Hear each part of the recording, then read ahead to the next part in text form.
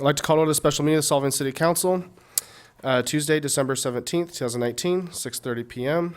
Could I get a roll call? Thank you, Mayor. Councilmember Wade, Here. Mayor Pro Tem Clark, Here. Councilmember Diarnes, Here. Councilmember Johnson, Here. Mayor Toussaint. Here. For the record, Mayor, all present. Thank you. Karen, can you lead us in the flag? Please join me in reciting the Pledge of Allegiance to the United States of America. I pledge allegiance to the flag of the United States of America and to the republic for which it stands, one nation, under God, indivisible, with liberty and justice for all. Okay, the first item on the agenda will be public communications. The first speaker slip is Don McFadden. I hope I'm pronouncing that correctly.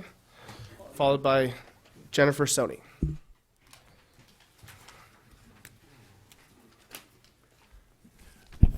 My name is Don McFadden, and I'm a resident of Solvang. And I'd like to comment on the events being forced on the downtown area of Solvang. I do not have a store on Copenhagen.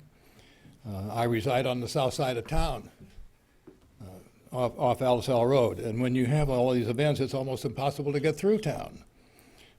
Or to go anywhere. The tourists make it most difficult to get to Copenhagen because they walk out on the streets anytime they want, and the traffic's got to stop. I'd like to know why you need to have a giant bar in the park. Are there not enough wine and beer joints in this town? The noise of 20-plus bands was excruciating. We don't need a carnival in this town. I realize I'm maybe showing my age, but if you want to go to have Magic Mountain or Disneyland here, go move there and get all you want. We live in Solvang because we want it peaceful and quiet. Is the revenue worth it? I haven't seen any numbers yet. I see you have some money returned, but I don't know if there's any profit in it. It's certainly not a profit for the merchants. Leave Solvang a nice, quiet town. That's why we moved here, including the locals. Thanks. Thank you. Jennifer Sony. Followed by Ed Skip. Thank you. I spoke previously, but I'm here to speak on the Jewel Fest, on some of the things that I thought could have been negative that turned out positive. And for the 15 years that I've been here, this is, I guess, the 15th year that I've participated. But when we started doing the wine walk more recently, and I have to say, the people that have come to my tasting room and they comment on how elegant it is and the refinement, and they enjoy coming to the town. But what they enjoy, I think, coming to the town most is that it is a little Danish, quaint town, that they're coming to celebrate Christmas, and so much that people have tended to forget. And they come, they're happy, they're filled with joy. And I think if we can hold that in our hearts, in our spirits, to create that in Solvang, we can extend that and help our town grow to what we really want it to be. And as I've told Tracy in the chamber, I'm 100% behind you to help to fulfill that dream. And that's why I'm here. Thank you. Ed Skip. Followed by Kim Jensen.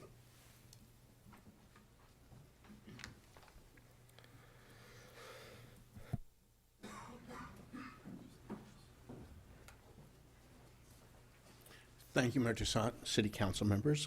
Ed Skip, resident of Solvang. The comment I'm going to make is in regards to last week, Mr. DeJernis was talking about Leavenworth, Washington, and wondering what they were doing to maintain their identity as a Bavarian town. And I did pull up their website, and they do have a planning commission similar to the city of Solvang. They don't have a BAR, but what they do have is an architectural review commission, which is basically a BAR. And they are very conscientious to maintain the architectural guidelines, to maintain their ambiance of their city for the tourist industry. That is a very important, because it's a town that only of about 1,600 people. And the other comment I'm just going to say is on Saturday night on Channel 9, about 6:30, there was a show called Small Towns, Big Deals, and the first half of it dealt with Leavenworth and their Christmas celebration from last year. It looked very similar to what we have did this year, and they were expecting 60 to 70,000 people. And considering where Leavenworth, Washington is, on one side of the Cascades away from the centers of Seattle and Tacoma, that is a pretty good showing for them. But they do have like I said, they do have an architectural review committee to maintain the quality of the buildings that are put into the commercial district. So I would put that would be a good idea that we maintain our BAR at this time. Thank you very much. Kim Jensen, followed by Fred Koval.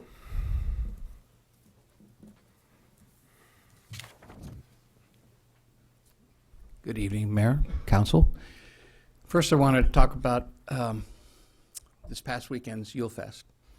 I think it went very well, and I'd like to see it continue that way. It was a lot of people were open. If this is one way to get the city to have their business stay open late, I think it'd be a potential great success going well in the future. So I'd like to see that continue if we can. Second thing I want to talk about is the workshop that we had, the tourism and everything else, business workshop. I really would like to see that the intentions were good, but I really like to see if we could have a forum workshop where all of you are in the room. We all are looking at each other, businessmen, residents, all in one room, and be able to speak freely for the time that we're going to be together, whether it's 3 hours, and have it open so that we're not timed for 2 minutes to do this. There's some people have a lot to say. There's other people that had minimal to say, but I think we should give everyone an opportunity to truly speak and allow them. It just seemed like it was closed, and we needed to be more open with that. And I think it has great potential if you try to do that again in the future. That's it. Thank you. Fred Koval, followed by Max Hamburg.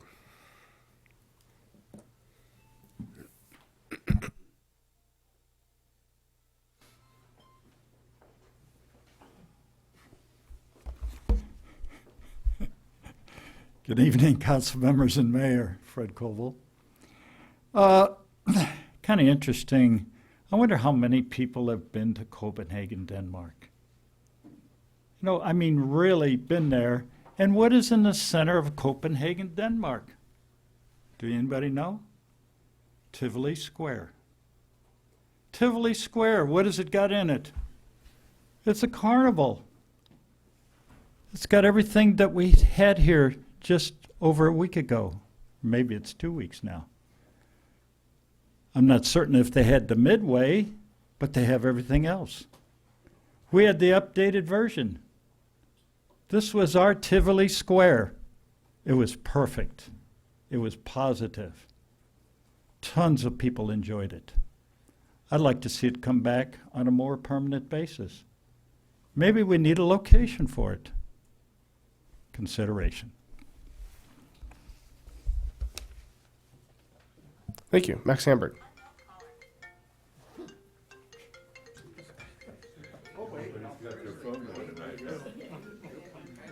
Thank you, Mayor and Council. I just want to take a minute and clarify one thing IDK said, that they had the first night parade. I mean, Danish Days has been doing a night parade for 50 years. Thought that was a little bold of them not to research that. And so anyways, wanted to clear that.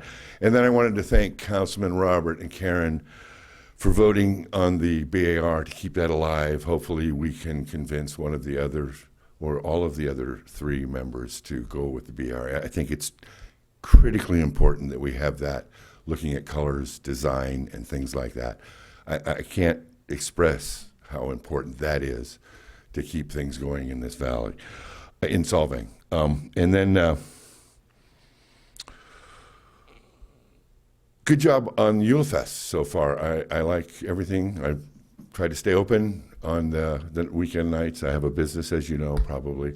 I've stayed open. Hasn't been great, but the last weekend was good. So I think that was a good move, and everything you guys have been doing has been real good. So thanks, and keep it up. Thank you. With that, we will move on to executive reports. Who is starting with that? We do not have a city manager report or a PIO report tonight, but we do have a short city attorney report, I believe. Okay. Mr. Mayor, members of the council, and I'm going to try and keep this short and in the spirit of joy that was urged on us. I do have a couple of things that aren't necessarily joyful, but I'll try and be very short on them. One, the city has begun issuing citations for the aggressive marketing stores that we have. You have an existing what's called no hawking ordinance. It doesn't allow people to go out and drag people in from the street into their business. You have some stores that have been doing that. They've been trying to use the giving of samples to people on the street to then essentially drag customers into the store. And again, that's a violation of your no hawking ordinance, and so the city has started issuing citations for that, and I expect we'll be coming back to you in January for next steps on that issue. The other thing I did want to give a quick status of SCVB report. The new SCVB board has met. They have rescinded all the actions that were taken in violation of the Brown Act and the SCVB bylaws by the former board, which then allows us to move forward with certain activities.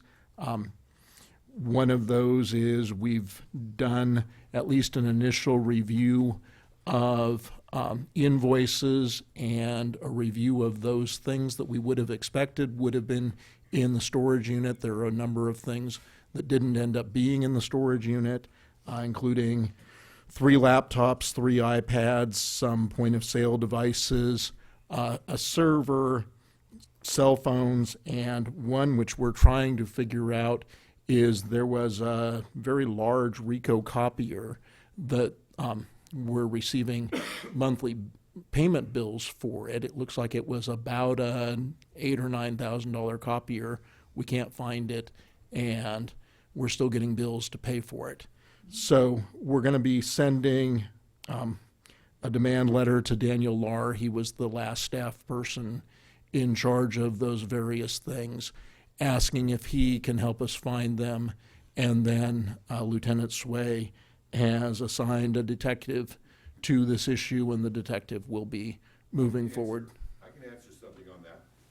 So After sounds like, and love to hear it. I'm happy to meet and talk with anybody who can help us with those things. So we're trying to get those cleared up.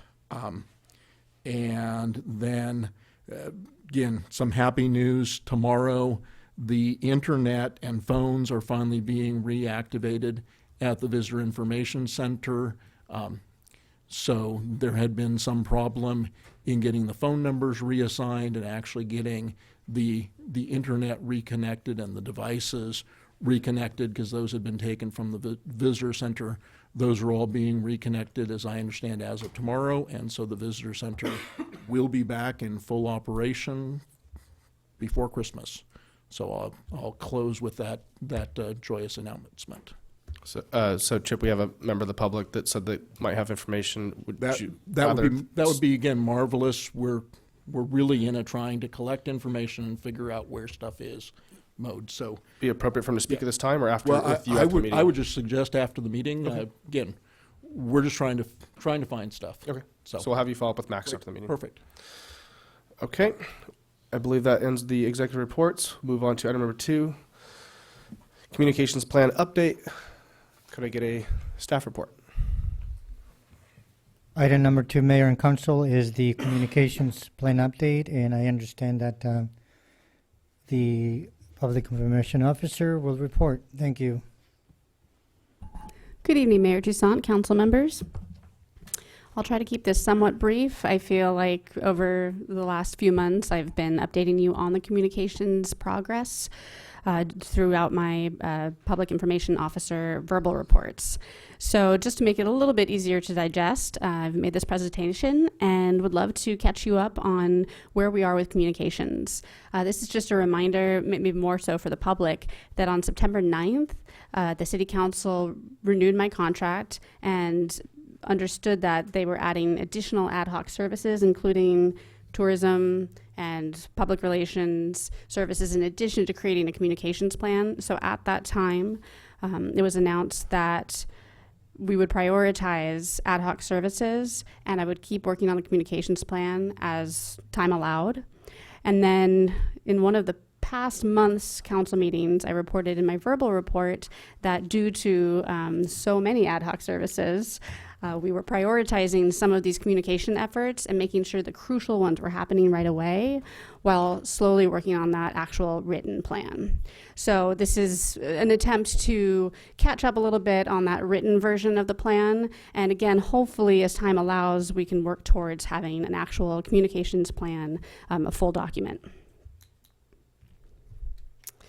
So we're going to talk a little bit about goals, discovery, what I've discovered over the last, since August 1st, new platforms and initiatives that we've started in the city of Solvang, what we have in the works right now, and future endeavors.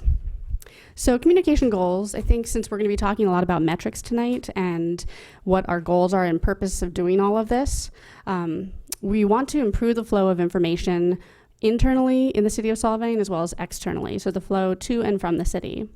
We want to provide better customer service. That's definitely something we've heard a lot of, and improve accessibility of that information and the quality of communication as well as the timing. And we want to make sure we're reaching out to all members of the community. So utilizing new communication methods that hopefully make it easier for people to engage with the city. So during the discovery process, I basically discovered there was very little communication happening to and from the city. We have the council meetings, which are fantastic for those that are able to attend, come and do public comments, but there really wasn't a lot of communication otherwise, especially when it comes to getting information from the city to the public, and vice versa. Other than emails and city council meetings, it's difficult for the public to be able to chime in and express their opinions on different matters. So looking at platforms, that was something that we knew right away needed to be improved. Policies, there were no policies on communication in existence that I was aware of that I could find for the city. And then also engagement.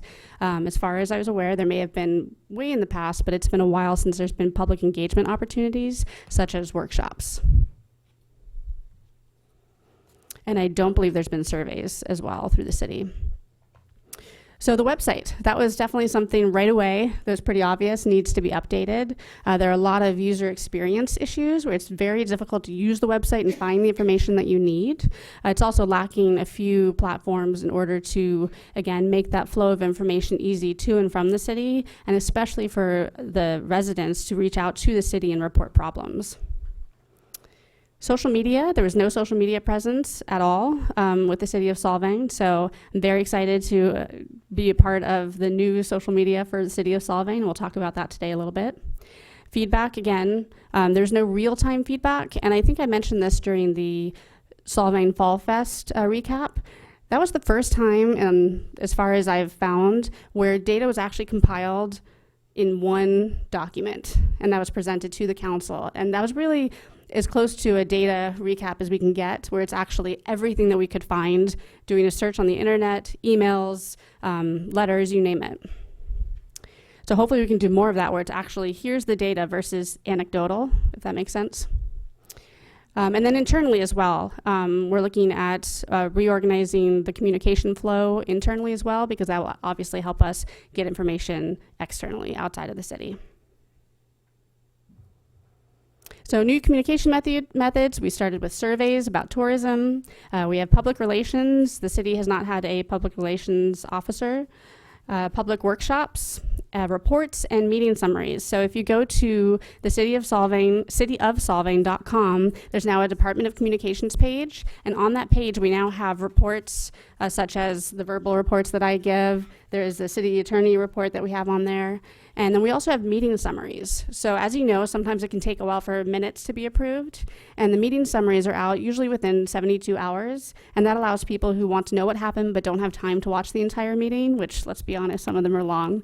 It's nice to be able to go on. There's a PDF and you can read what happened during that city council meeting. So that's all on the website.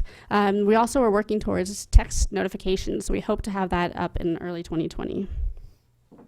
We are now PRA compliant, Public Records Act. We have a software called Archive Social, and we use that for all social media to make sure that we can comply with Records Act requests, and that includes edited and deleted comments and posts.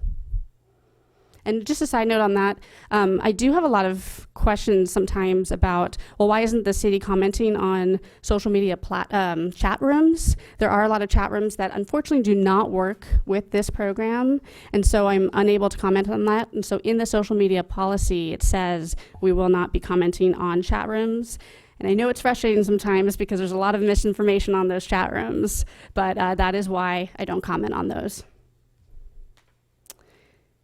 PR and media relations. So this is taking up a lot of time, especially early on in the first few months that I began on August 1st. So working with media, again, there was no communications representative for the city in the past, someone who just dealt with media. So I think I would imagine that the media was excited to have somebody that they could reach out to and know that they would get a response from. So I've found that it's been really great to be able to reach out to media when we want to get information out, but also vice versa. Someone that they can always come to, especially if they need help arranging for an interview with one of you. It helps out a lot. So we started that. Whoops, excuse me. Resident business and media correspondent, that's new as well. So having a point person at the city who can reach out to all three groups. We're looking at new platforms for 2020 to fulfill a few gaps in the communication system. One of them is a meeting and agenda solutions. As some of you know, we've had some issues with the video that's cut out a few different meetings, so we're looking at replacing that, as well as some other agenda solutions that will make it easier for residents to engage with the city. We also are going to begin e-newsletters in 2020, hopefully with the first quarter of the year. And that will detail all the news that's going on in all the different departments. And so we will begin a e-news sign up on the website as well soon. So we'll have more information on that in January. And then finally, I've been talking about this a lot at the council meetings, but a 311 or CRM platform, we're very close to finding a vendor for that solution. And that allows for us to hold staff accountable. It also allows us to compile all the data that comes in from the public, and then allows for just efficiency with reporting, such as downed power lines or accidents, or find an animal in the road, that kind of thing. Graffiti. So priority, the new city website. I will come back to you for a request, but we desperately need a new city website. Unfortunately, I've spent a lot of time trying to find ways to make this website work as long as we possibly can, but the cost to make this website work are going to outweigh the costs of redoing it. So that will be something that I'll come back to you on, but I'm hoping that can be a priority for 2020. Future endeavors, so long-term plans. We definitely need a comprehensive communication plan. I think that is something that can grow organically as we are working on all these new platforms. A crisis communication plan, which I've already started meeting with the sheriff's office. So we've had 2 meetings so far on that, as well as an internal, external communication policy. And we do have a temporary one pending that, and that will be sent out hopefully early 2020, if not later this month. And we're looking for more public engagement opportunities. Despite the rush of the last workshops, there's actually 3 workshops in one night. Despite the rush, I did receive a lot of positive feedback, and I do think people really appreciate the chance to speak, and I think we heard that a little bit in public comment as well. So I highly recommend doing more public engagement opportunities. And then educating and informing the public on new platforms, that's going to be the challenge. As you develop new technology and new platforms, especially for those that maybe aren't technologically savvy, that can be difficult. So we really want to make sure that whenever we are releasing these new platforms, that we're also looking at how are we educating people on this and letting them know it exists. And I have had that conversation with members of the public where they say, well, how are we going to know about this, that, or the other? And I gave them 5 different ways they could find out now, but that didn't exist before, so they didn't know. So that's the challenge. We want to make sure we're really spreading the word. And then surveys, I think they're great. We need time to develop those. They take a lot of time, and it depends on what the topic is, but they can be quite useful in getting accurate information about what people think versus anecdotal. Just a reminder, communication is not only about what we speak, but making sure that other people understand what we're saying. All right. That is my report for today. Any questions? I have just one question. The group emails that we receive, what do we call it? Not a public forum. What do we call it when we get the group? The council at? Council, yeah. Did we have that before? That's new. Yes. Mm-hmm. Yeah? Okay. I thought that was new as of like in April. But We didn't have it in years past, did we? I don't think so. Okay, thank you. And Patrick would know. Thank you. Not new to you because it was here before you got here, but yeah. But one note on that, the other thing we're looking at is some of these CRMs can actually help compile the information from that thread. So if they use council at, to not only make it easier for you all to look back at all the correspondence, but also to help analyze it a little bit more. I remember now. It was actually created for the council retreat that was held for public to be able to just have one email address that hits all the council members. So that's when that was And created. I like it very, very much. And the way you put everything together after, for example, the Fall Fest with that group, and it was because we got probably 50, 60 emails on that. And it was nice that people could voice their opinions on that stuff. Well, and so speaking of which, that did take a lot of time. And so I would recommend that we look at avenues like surveys to get out to the public, because then it's more automatic and definitely accurate. So you're going to put together a platform or find a platform through which these interactive surveys can happen? Absolutely. We used Typeform, which was actually the first time I've used Typeform, and I liked it, but there were some challenges to it. So I think I would go back to using SurveyMonkey, which I normally use, and that integrates really well with And then we're able to do an automated e-newsletters. review of the survey results, right? Mm-hmm. Because I'm looking for the metrics in terms of what the people are saying and what they want to do next. So that way we can put out a topical survey once a month and people can interact with us that way as well. Absolutely. How long is it going to take to put the website together? This is something that we ran on, that we wanted fixed last year, but apparently our city managers were just too preoccupied. I don't know what they were doing. So how long do you think it'll take to fix the website? So the city website is extremely complicated. There are a lot of different platforms and plugins that are used for the city's functions. So it's not quite the same as, for instance, the tourism website. Oh, Hey, okay, Hey, Mike. I don't have any slides particularly to share, so I did have 15 slides, so I don't know if you can see them. I'll be dialing in soon. Let him talk. Maybe you just want to share in your screen once we get to that point, but I was just going to do a quick introduction. This could be. Sorry. I would have used a hammer. That's great. Sorry, back to your question. How long would it take to implement the website? I do think it would probably take a good 3 to 6 months for a website like that, really more towards 6 months to do it accurately and do a good job at it. You can do it in phases, though. You can always... We would do it in phases. Yes. Yeah, and you can do it where, okay, let's redo the base of it first, get that out there, and then we'll add on the platforms. And do you have an estimate of what that would cost? No, not yet. All these things. We haven't started that process you have to think about yet. integration, and like even just with the planning department having permitting software over there. You want these things, if possible, to talk to each other. So it's something you don't want to really rush. You want to really I'm not make asking sure. us to rush. Yeah. I just figured. I can tell you what I think it. I can tell you what I think it would That's cost. all I'm asking for, is a ballpark figure. Yeah, I think it would cost at least 60,000, Well, that's not bad. 50 to 60,000. I would have expected worse. Given what you're telling me, I thought it would be a lot worse. No, we can. I think there's a lot of ways we can even potentially lower it from there. But I would say 60 is a good Given estimate. what it needs to do and the security that's required to make it work properly, that's not bad. I'm comfortable with that. Are there any questions on the staff report? Okay. Seeing none, we'll go to public comment. I have no speaker slips on this particular item. If there's anyone like to speak, then please raise your hand. I see none. So, yes. Yeah, I think Rich Condit. I'm a resident here in Solvang. I think what you're doing with the communications and the thing is very important for the city.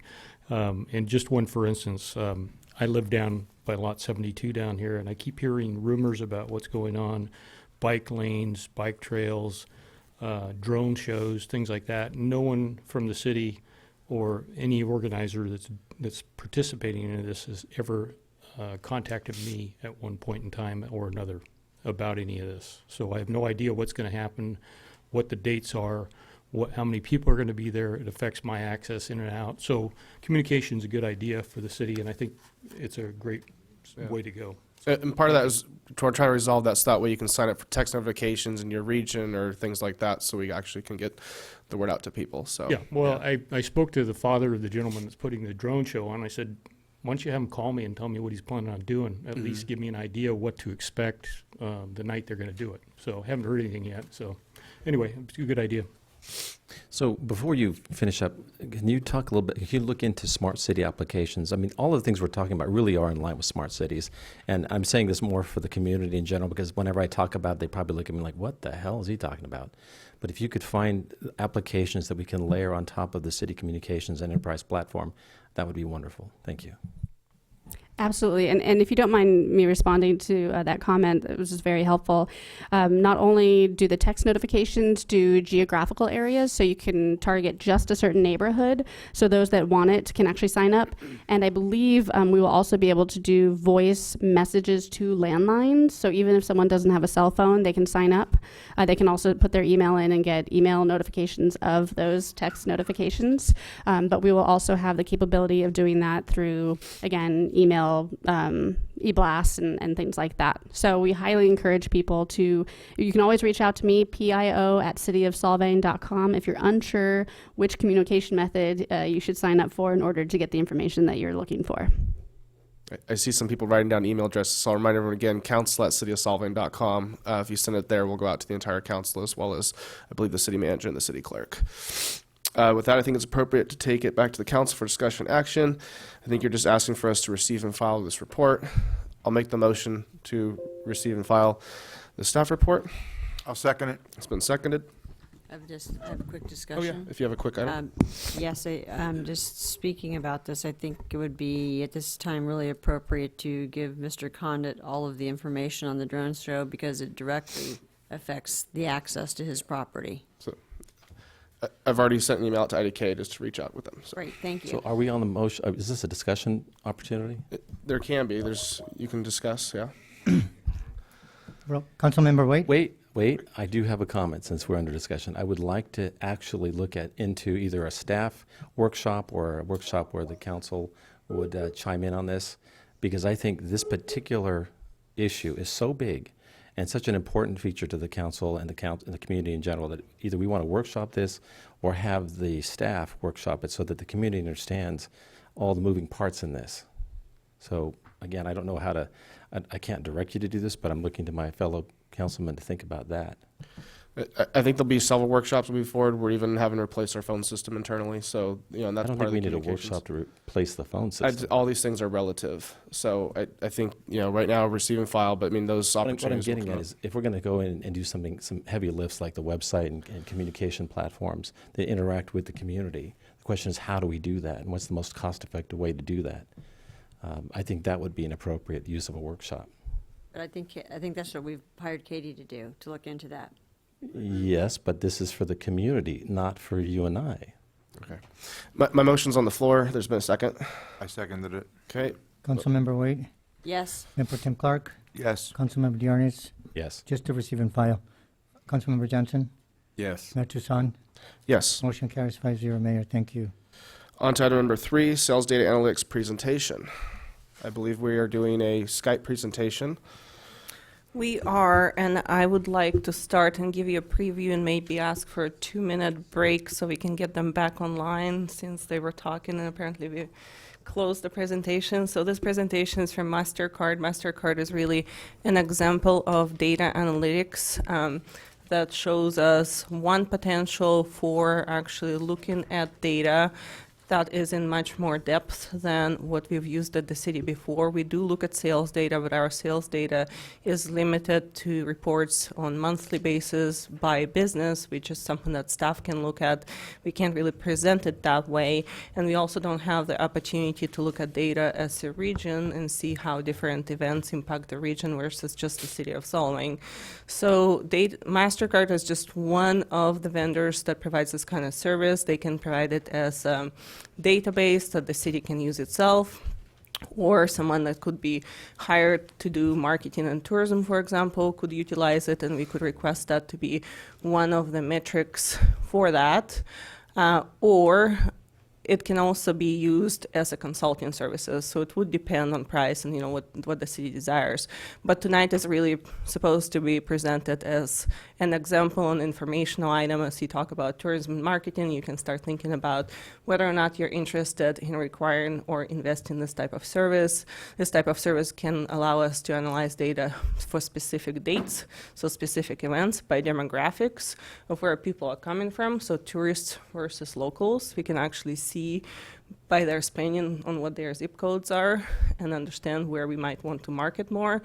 And we can also understand their ages and other demographics of that population. So with that, Patrick, we'll see if we have them online.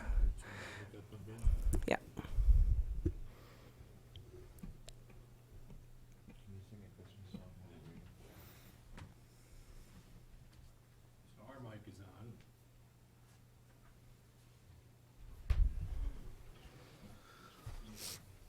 Hi there, this is RJ and Mike from MasterCard. Who we've got on the line? Great, we can hear you, and you have the whole city of Solvang on camera and the council here. Fantastic. Well, it is great to join you here remotely, and hopefully you have managed to get the IT working. So good to meet everyone. I suppose it may make sense to start for a few minutes just with some background. How much background does everyone in the room have on some of the conversations that we've had, or should I spend just a minute or two on that before Just a minute or two, and introduce yourself and your company and this product, and then dive into the presentation itself. Okay, great. It is a little bit hard to hear you when you're further away from the mic, just so you know. So on our side, my name is RJ Wynn. I am from MasterCard's Data and Services Division. So really, we are focused on not only data and all of the spend information that is created through MasterCard transactions, but also platforms and analytic services and software that helps our clients to use that information and drive valuable insights from it. So I look after a number of different areas, but one of those is our work with local governments. So it's good to meet all of you and speak with you again. I'll throw it over to Mike as well to introduce himself before I just provide a little bit of background on our conversations and we jump into the good stuff. Yeah, hello everybody. Mike Elmer here. Like RJ, part of the MasterCard Data and Services team, supporting all manner of clients, leveraging both our transaction data insights and some of our analytic solutions, be it retail, be it restaurants, be it local governments, be it property and casualty insurers. So excited to speak with everybody this evening. Great, thanks, Mike. So just a little bit of background on the conversations that we've had to date before Mike does take us into the software in more detail.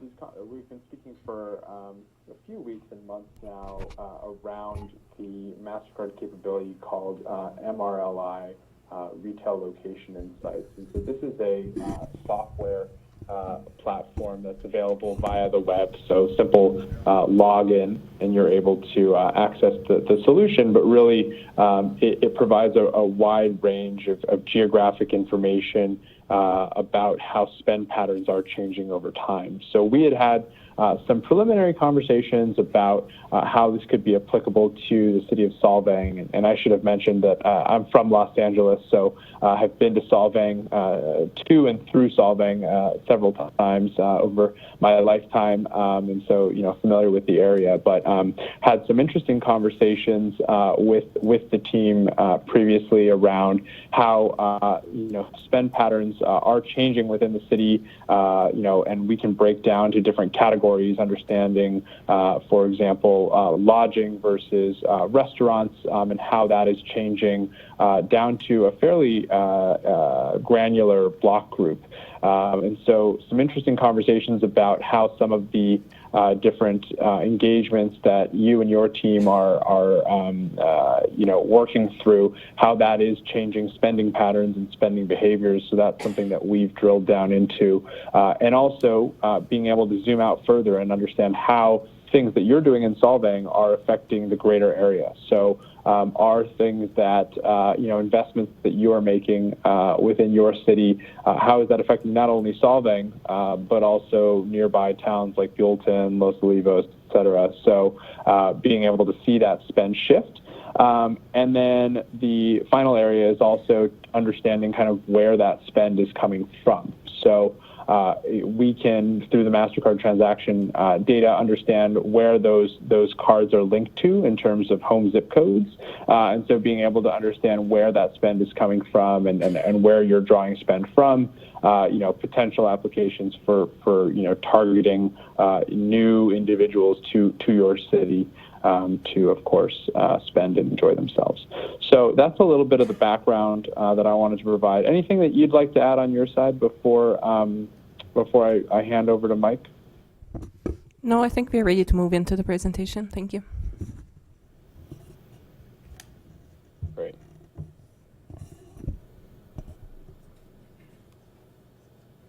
Excellent. So I am working on connecting my screen. If everyone in the room would let me know, is that kind of coming through now? It should be a zoomed in map of the kind of greater California area. Is that showing up? Yes, we can see it now. Great. So as RJ mentioned, I think what we can plan to do over the next 15, 30 plus minutes or so is just kind of walk the group through what the RLI Retail Location Insights platform offers in terms of data and insights at kind of different geographic levels, different industry cuts, and the like. For something like we're looking at right now, which is the broader Santa Barbara County. We can here in a minute zoom in onto Solvang and surrounding cities. But definitely, as we're going through, ask questions. If there are particular types of insights that you're not seeing here that would be interesting or meaningful, let us know. Maybe there are other ways of layering those insights on, things like that. So I'd say this is one representation of the type of information we have. Excited to take everybody through it. Really quickly to orient everybody kind of as we dive through. So as we start to zoom and drill down into different geographies, you'll see this map change. Right now, it's just shading counties in terms of, essentially volume of spend. And you can kind of see along the right here, there's a little bit of a key in terms of, Santa Barbara County ranks quite high if you kind of compare it to counties across the entire country on sales and ticket size and transaction volume. A little bit lower in terms of stability and growth, stability being the kind of turnover of retail locations. It's kind of the category we're looking at right now. And then growth just being, again, year-over-year growth. It's a larger county, so growth will just tend to be a little bit slower. And so these are all kind of index measures, 0 to 1,000. And so I just wanted to kind of orient everybody on some of those numbers because we'll see those change as we zoom in.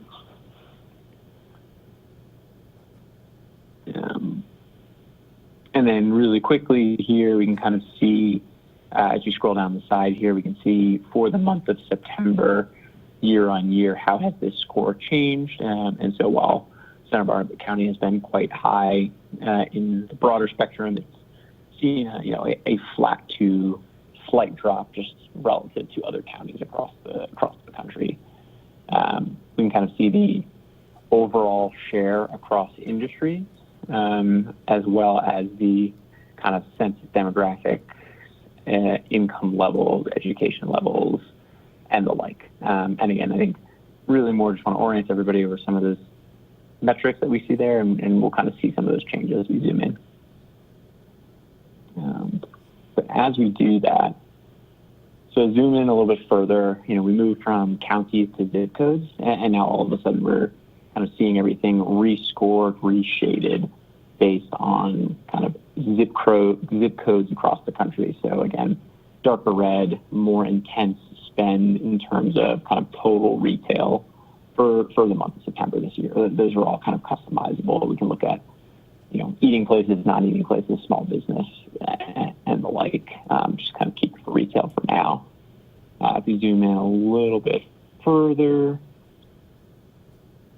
we can kind of start to see census tracts and kind of see Solvang kind of pop up on the map here. So you can kind of click on that. And we can kind of look at all of those scores that we had previously seen for kind of broader Santa Barbara County, now for kind of the Solvang census tract. Again, kind of higher scores in terms of kind of overall sales and transaction volume, reasonably high per ticket size, kind of similar stability and growth as the overall county. But we do see kind of for the month of September, year on year, we have seen growth in kind of Solvang over the past several years or so. Any kind of questions, anything that has kind of come to folks' mind at this point? Just do a quick pause before we go any further. No, I think it would be good for us to dive into the Solvang itself at this point. Sure. And just to make sure I heard you correctly, it'd be helpful just to dive into Solvang a little bit more deeply. Yeah, Is that right? let's keep diving in, and then we'll do the scenario for a specific event. Okay. So if we look at some of the more detailed information for the census tract, we can see kind of percent of spend as we see it on kind of the MasterCard network, and how that breaks down across different industries with, the first nearly 40% of spend coming from eating places and accommodations, and then that kind of quickly drops off into a variety of other categories across the board. And again, we can kind of see the age of those shoppers and the kind of the gender splits. Again, as well as education level and the like.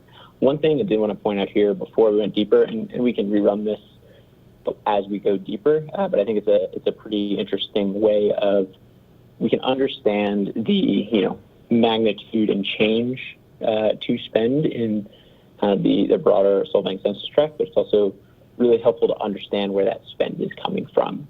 And so we can see that about 10% of that spend comes from the Solvang zip code, almost 8% comes from Santa Ynez, and we can kind of see what percent of spend is actually coming from different zip codes. And we can even visualize that really quickly here by opening something called the customer journey. And this is now going to kind of shade the spend that is occurring in the Solvang census tract. What zip codes is that coming from most? And so darker green being more spend. So as you expect, more spend from kind of the immediate area. We can kind of zoom out and see, what areas, throughout Los Angeles, what areas throughout, San Jose, San Francisco, and others do we see some of that spend coming from, for example.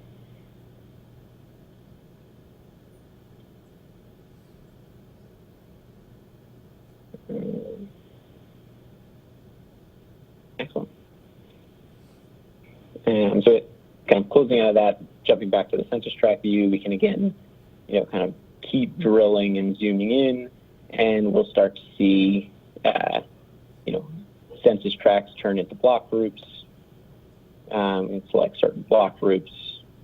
And then if we zoom in even further, we'll start to see block groups turn into block designations. Once you get zoomed in this far, you are going to see a lot of, white space, unfilled area, and that's just because there simply just aren't enough, transactions and or retail locations occurring in those small blocks to actually create a score with confidence. And so we'll kind of score what we can. So we kind of I think one of the things. Yeah. Oh, sorry. I was just as you're clicking in, Mike. I think one of the things that was interesting as we had some previous discussions on kind of this view was as you work to essentially build up the sort of retail and commercial prominence of certain parts of the cities. You can see how that changes. I understand there's one of these block groups that has, I think, a large hotel or casino or something of that nature. You'll see that in the results there. We have some specific privacy restrictions such that we can't break everything down when there aren't enough retailers in that space. But I think one of the things that was interesting in this view is just seeing how some of that spend is shifting by block group based on some of the work that's been done to modernize and refresh some of the city.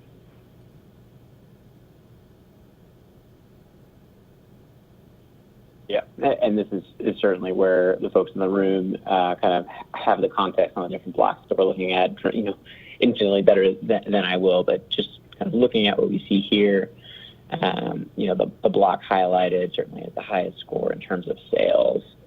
And if we look at its growth over the past 5 years or so, we can see a pretty steady march up from a score of 759 to a score of 870 plus 882.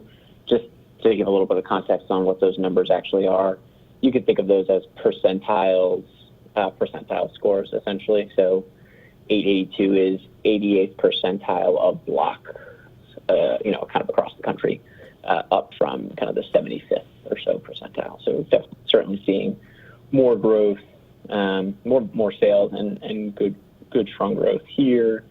Whereas we select one of these other blocks, maybe kind of see a lesser sales volume and a less consistent growth pattern in September year over year. Can I ask a quick question? Yeah, please do.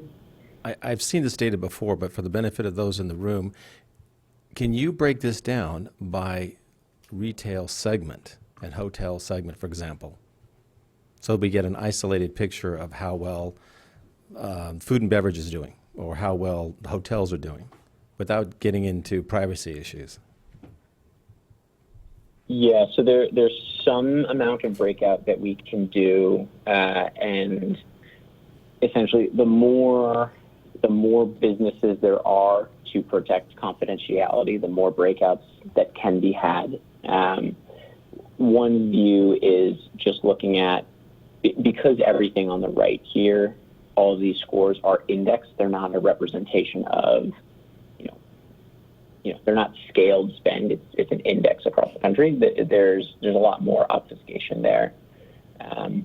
And so we can provide more granular insights into what percent of this sales is coming from eating places versus sporting goods and apparel, et cetera.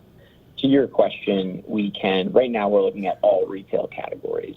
We can just drill into, for example, eating places. My guess is we're going to see some of these blocks potentially disappear. And that was my point. Yeah, exactly. Because there just simply isn't enough volume at this granular level. And, we would have to do something like zoom out to block groups as opposed to blocks for more granular cuts, if that makes sense. Well, I'm just trying to isolate certain sub-industries within the overall economy to understand what's trending well and what needs to be needs a little more focus.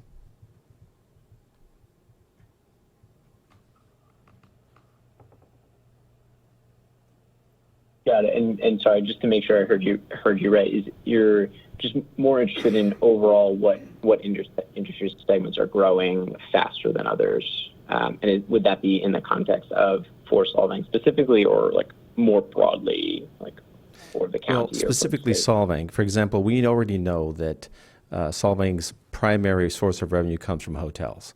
So if we were to exclude that, then the next biggest group would be food and beverage, if I'm not mistaken.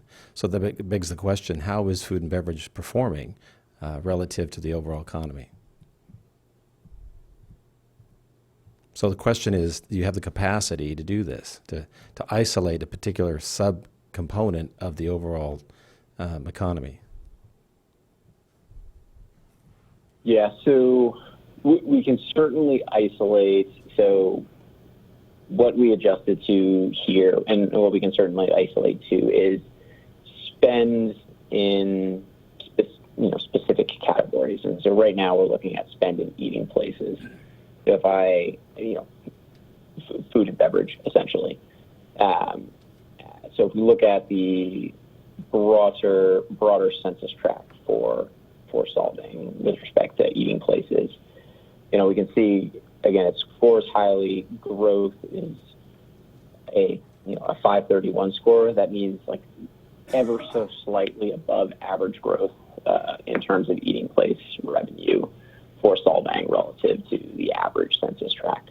Okay, so that's exactly what I'm getting at. So if you'd repeat that again, as an index number, you said was 5 something, right? Yeah, so if you look to the right side of the screen here, and apologies if this is a little small, I can try to zoom in. Along the right here, the growth subscore, that is, an index for year-over-year growth.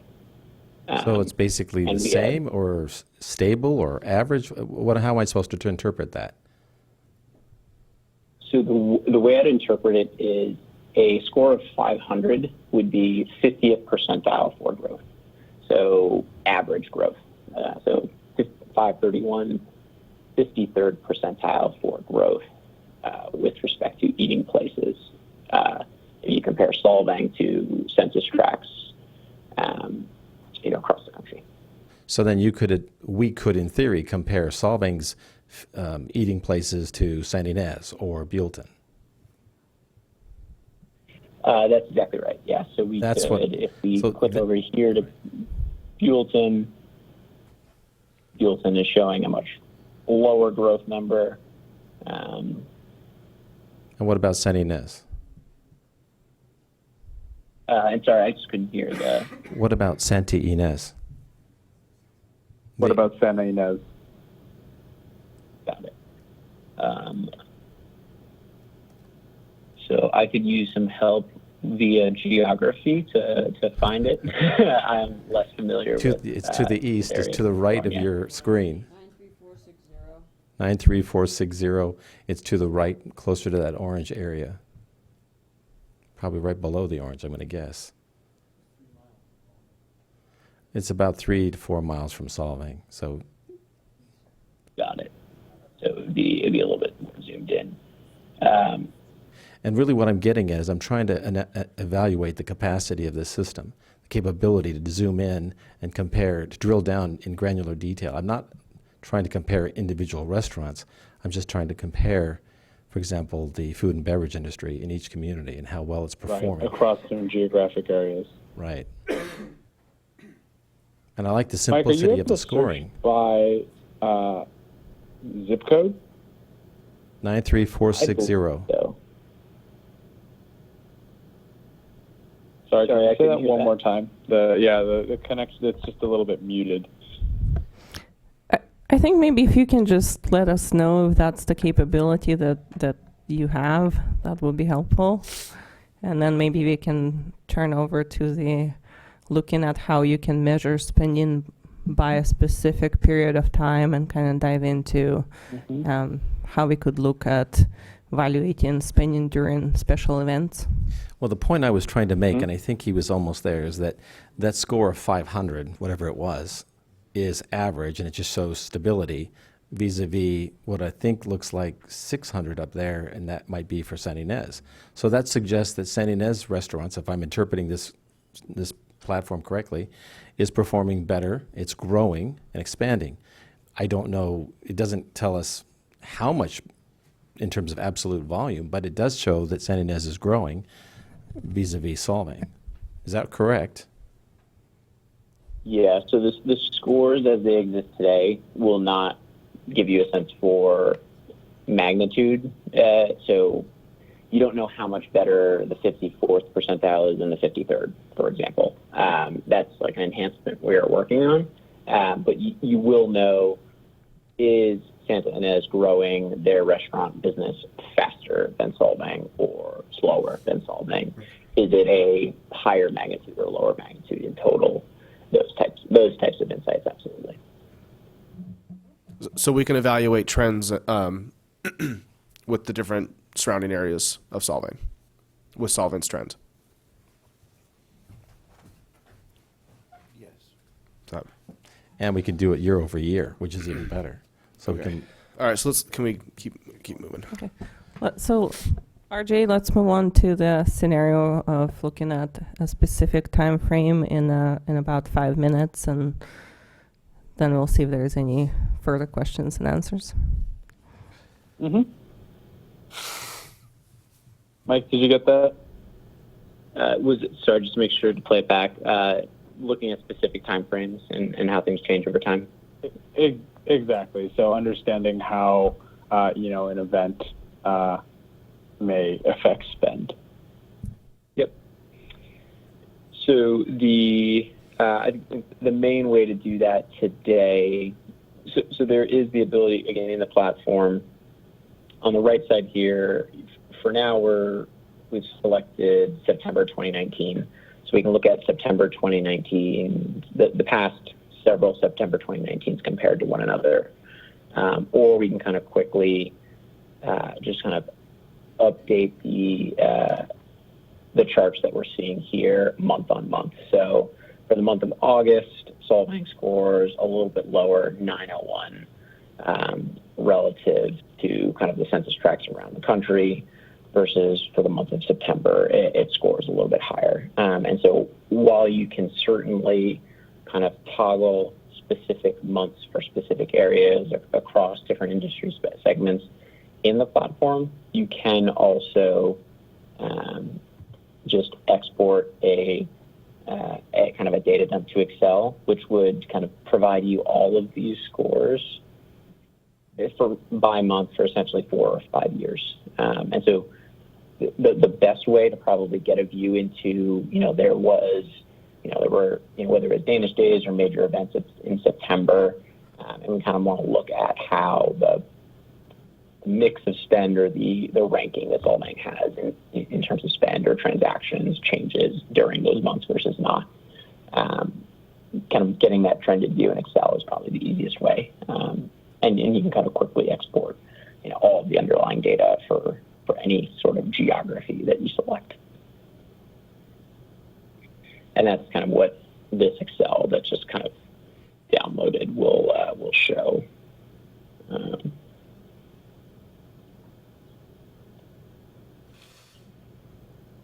realize it's probably not presenting. Give me 1 second. I'll try to fix that.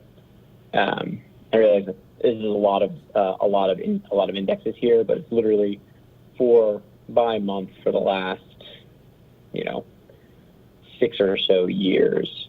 What has the index score been relative to the country, relative to the state, relative to the metro, across a variety of industry segments, total retail, apparel, eating places, and the like. So of all the underlying data you see visualized in the platform, you can export for a lot of those deep dives as it becomes easier.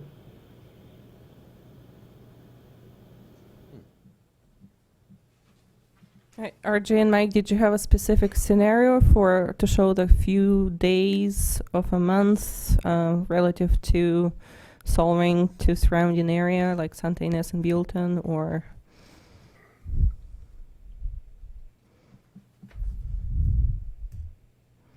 Did you hear that? Sorry, was it just a question on a specific scenario? Is that what you asked? Yes. Yeah, I mean, can certainly look at any scenario or months that are interesting. I think one that is quick is if we're looking at eating places in September, which I believe is when a Danish Days event we run. Solvang, it scores higher for that month than the previous month on eating places in particular. So you can kind of see the jump that occurs there. I realize it's we can't see your screen at the moment.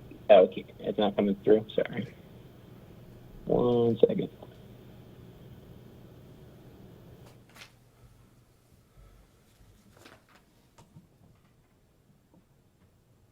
There we go. Is the map coming back through now? Yeah, now. Awesome. So, for the census tract of Solvang, if we look at August, we go from a 901 for eating places to a 907 index score. Again, it feels like quite a small change, but really what's happening there is, if you think about, take about a percentage point of the census tracts across the U.S., that's kind of what Solvang is leapfrogging from August to September in terms of spend. Again, because it's kind of that index value. Whereas we look at Buellton, we can kind of see that, see if there's a similar increase or not.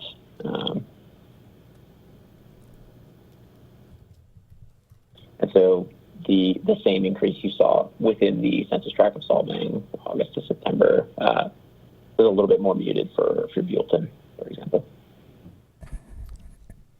Michael, I was talking with David Weiss. I know he's no longer working with MasterCard, and he showed us a graphic that looked more like, I'm going to call it a bar chart, but it's not really a bar chart. It's like a 3D bar chart, and it showed the spend by city. So we could then look at Solvang vis-a-vis the other communities on that particular week or set of days. I know that RJ was part of that conversation. Do you recall that?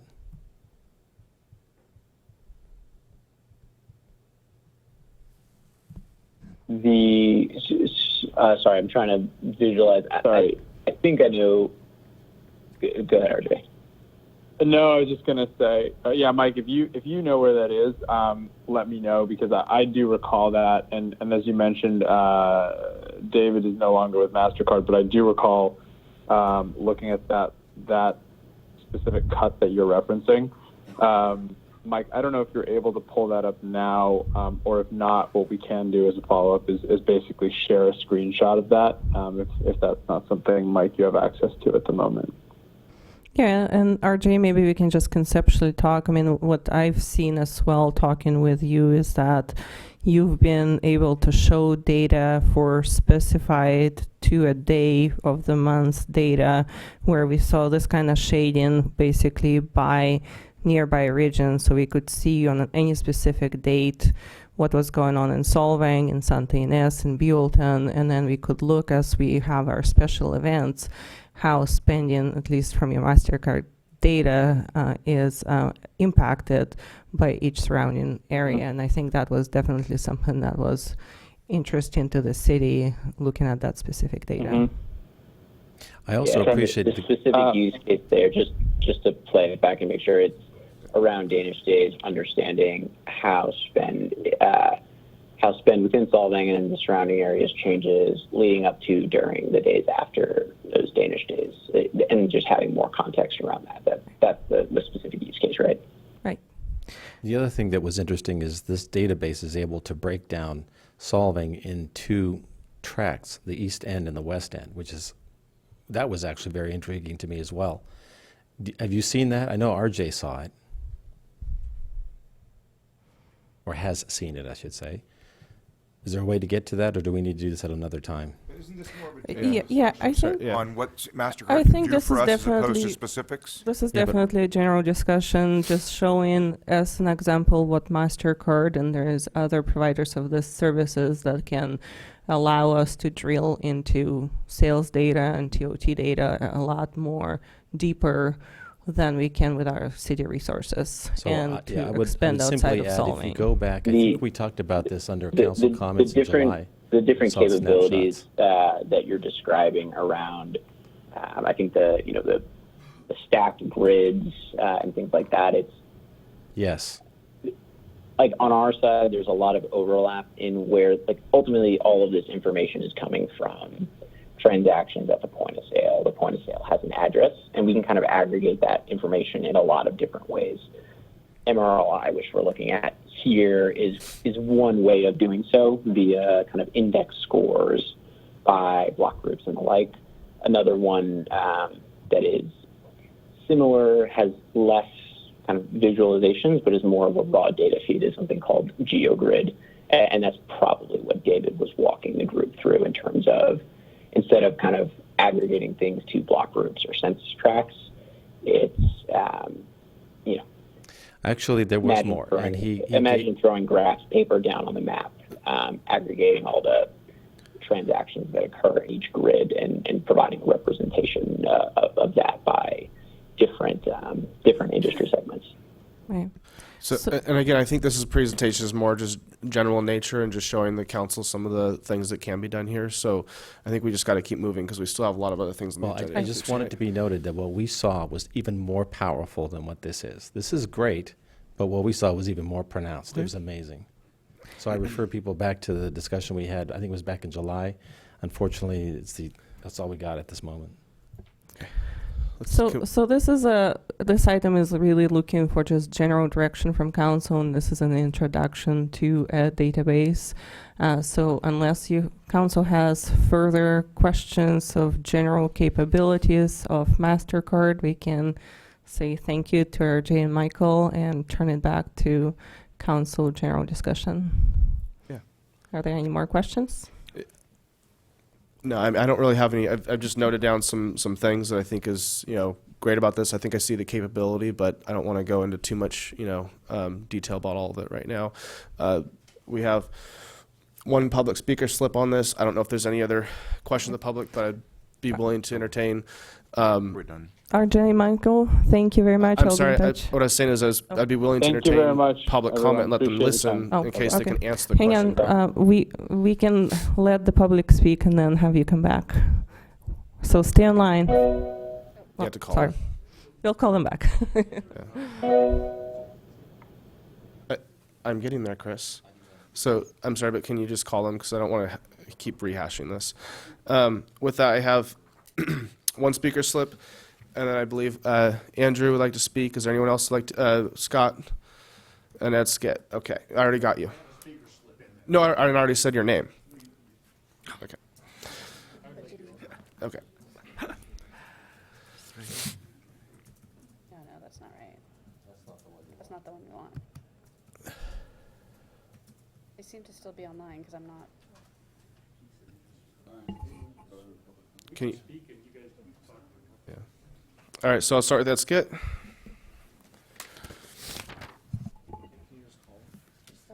still online. I don't know. I don't know if they're watching anything. Can you call them and tell them? I don't have that information. Thank you, Mayor Toussaint, City Council members, Ed Skit, City of Solvang. In regards to what Mr. DeJournas was saying, it was back in the latter part of July. I went back and actually dug up the presentation that you came with, and what you were talking about, they had a far greater detail available. And one of the things we were talking about that time was figuring out if we were having leakage from the community, which was one of the premises we were talking about. And I went back and took a look at it, and from what I could see, we were having leakage from the retail on the eastern end of Solvang, but the western end, which was heavy with the lodging, was very strong. And then I started talking with some of the other individuals of the community and business, and all of a sudden we realized that about 8 years ago, the city of Solvang started doing a joint advertising with the Visit St. Inez Valley. And the premise was, come to Solvang and stay an extra day and see the rest of the valley. So what we ended up doing was promoting our hotels, and so our hotels stayed very heavy and very well occupied, but we were sending people, after spending a day in Solvang, we were sending them out to Los Olivos, San Ynez, Ballard, so we were actually forcing people into these other areas and developing our own leakage. This presentation, I think, would be very good to keep up the information. It's something that should be brought up with the gentleman, what was the one? Cosma, that they should take a look at it and see how our leakage is being developed by promoting other parts of the St. Inez Valley instead of just Solvang. But the information that came up from the presentation that Councilman DeJournas organized in end of July or in that time frame, I went back and it took me a while to find it because I couldn't remember when it was, but it had a lot of information, and it was very interesting that there were peaks and valleys, but Los Olivos had a high peak, but they were concentrated in an area of about 150 to 200 yards one way and about 300 yards in another direction, whereas the city of Solvang was spread over almost a half mile by a mile. So the stuff was concentrated in there, and it gave Los Olivos an, I will say, a false reading, but an inflated reading of what their development was. And as the gentleman was saying, it wasn't a percentage of cost, but a percentage of development over the previous year. But anyway, last thing is just that I think this is a good idea. The city, I feel, should follow up on it. And I thank you very much. Thank you. And part of why we're bringing this up now is, relative to events in town, things going on with tourism, which is on the agenda later on tonight. Being able to look at all those trends and hopefully make, optimizing things. With that, Scott, did you want to speak? Sure. Obviously, I'm not a Solvang resident and nor a business owner, but as somebody who has made a career out of experiential marketing, this is a powerful tool. This and tools like it are very powerful and something that we've used. I've used personally throughout my career to measure ourselves and provide data to the groups. There's three things that I just, if you guys aren't familiar with these tools, that I want you guys to consider. One is ensuring that you can filter for deltas related to uptick in overall consumer habits, including trending towards plastic. So, for example, these things have a tendency to show these kind of gradual upwards trends, which really reflect a move from cash to debit or cash to credit, as opposed to just an overall uptick in sales. So just make sure that whatever tool you select can filter for that. The second thing is understanding what overall percentage of the payment card network MasterCard represents, and ensuring that you're capturing, if you see a 30% uptick in revenue, is that because MasterCard is, received a tenth of a point in market share this year because they, took on a new debit product or, something like that. So again, ensuring that you're filtering, for changes in the card product itself.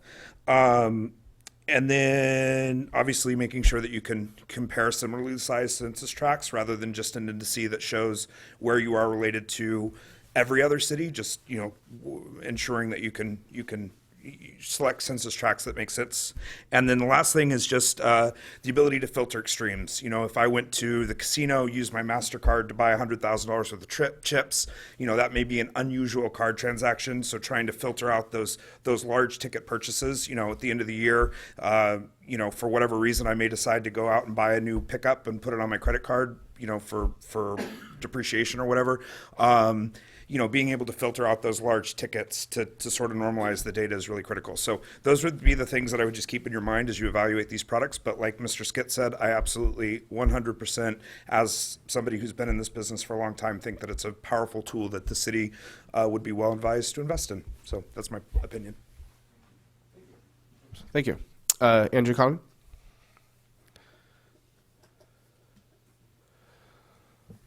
Mr. Mayor, City Council, my name is Andrew Economan. I do want to mention, as Mr. Skitt mentioned, there are some collaborations in marketing throughout the valley through Visit San Ynez Valley. I wouldn't say that we're looking at any bleeding or leakage that takes place in that, because Visit SYV does market the entire valley, including and especially Solvang, because it is a hotel room-based organization. The idea is to put heads in beds. Most of the beds are in Solvang. So Solvang always wins in that argument when it comes to marketing efforts. I want to applaud the City Council for paying attention and looking at products like this. I definitely agree with Scott in the sense that we need to look at maybe more, perhaps looking at MasterCard, Visa, and or Amex, and getting a good balanced look on what's going on from a spending standpoint. I think that as we continue to try and grow and improve the tourism market, and not necessarily in numbers, but rather in quality, we have to look at metrics. There's no other way around it. We can look at our occupancies all we want. Every weekend we fill up at a certain level and a certain average daily rate. If we want to improve the spend in the market, we have to be targeting the zip codes that are bringing the money into the valley and not just sheer numbers. Sheer numbers are not going to grow the business. They're not going to improve the demographics that we're bringing in, and they're not going to affect all the businesses the way we want them to be affected.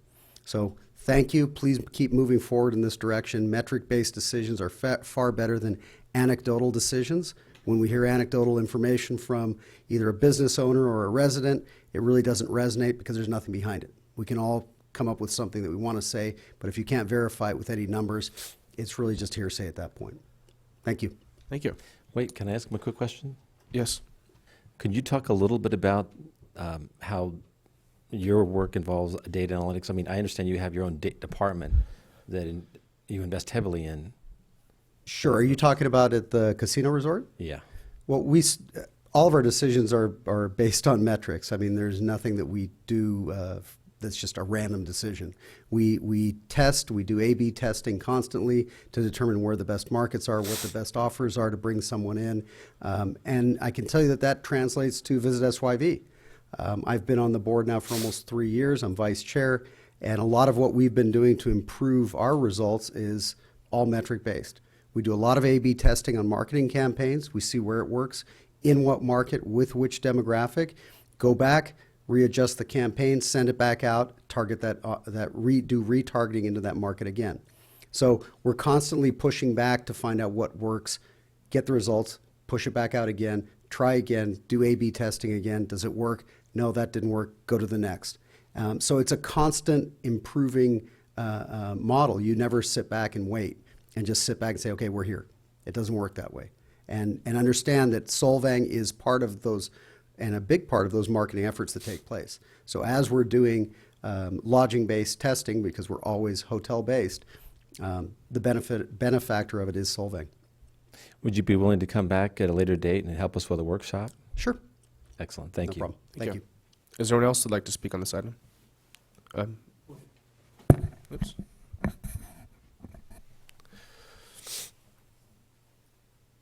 Hello, I'm Julie Palladino with Renaissance Antiques. I just wanted to mention, in terms of selecting an analytics program, Visa is a much more powerful payment network than MasterCard. According to the Nielsen report in 2017, Visa cards accounted for 53% of credit purchase volume in the United States, followed by MasterCard at 22%, so not even half. And American Express, surprisingly, was 21%, nearly the same as MasterCard. And American Express has a much higher ticket per person, much higher value per ticket. And I think would bring us the type of clients that we need in our showroom and the hotels need to put heads in beds. Thank you. Rich Conduit? Yes. Rich Conduit, resident.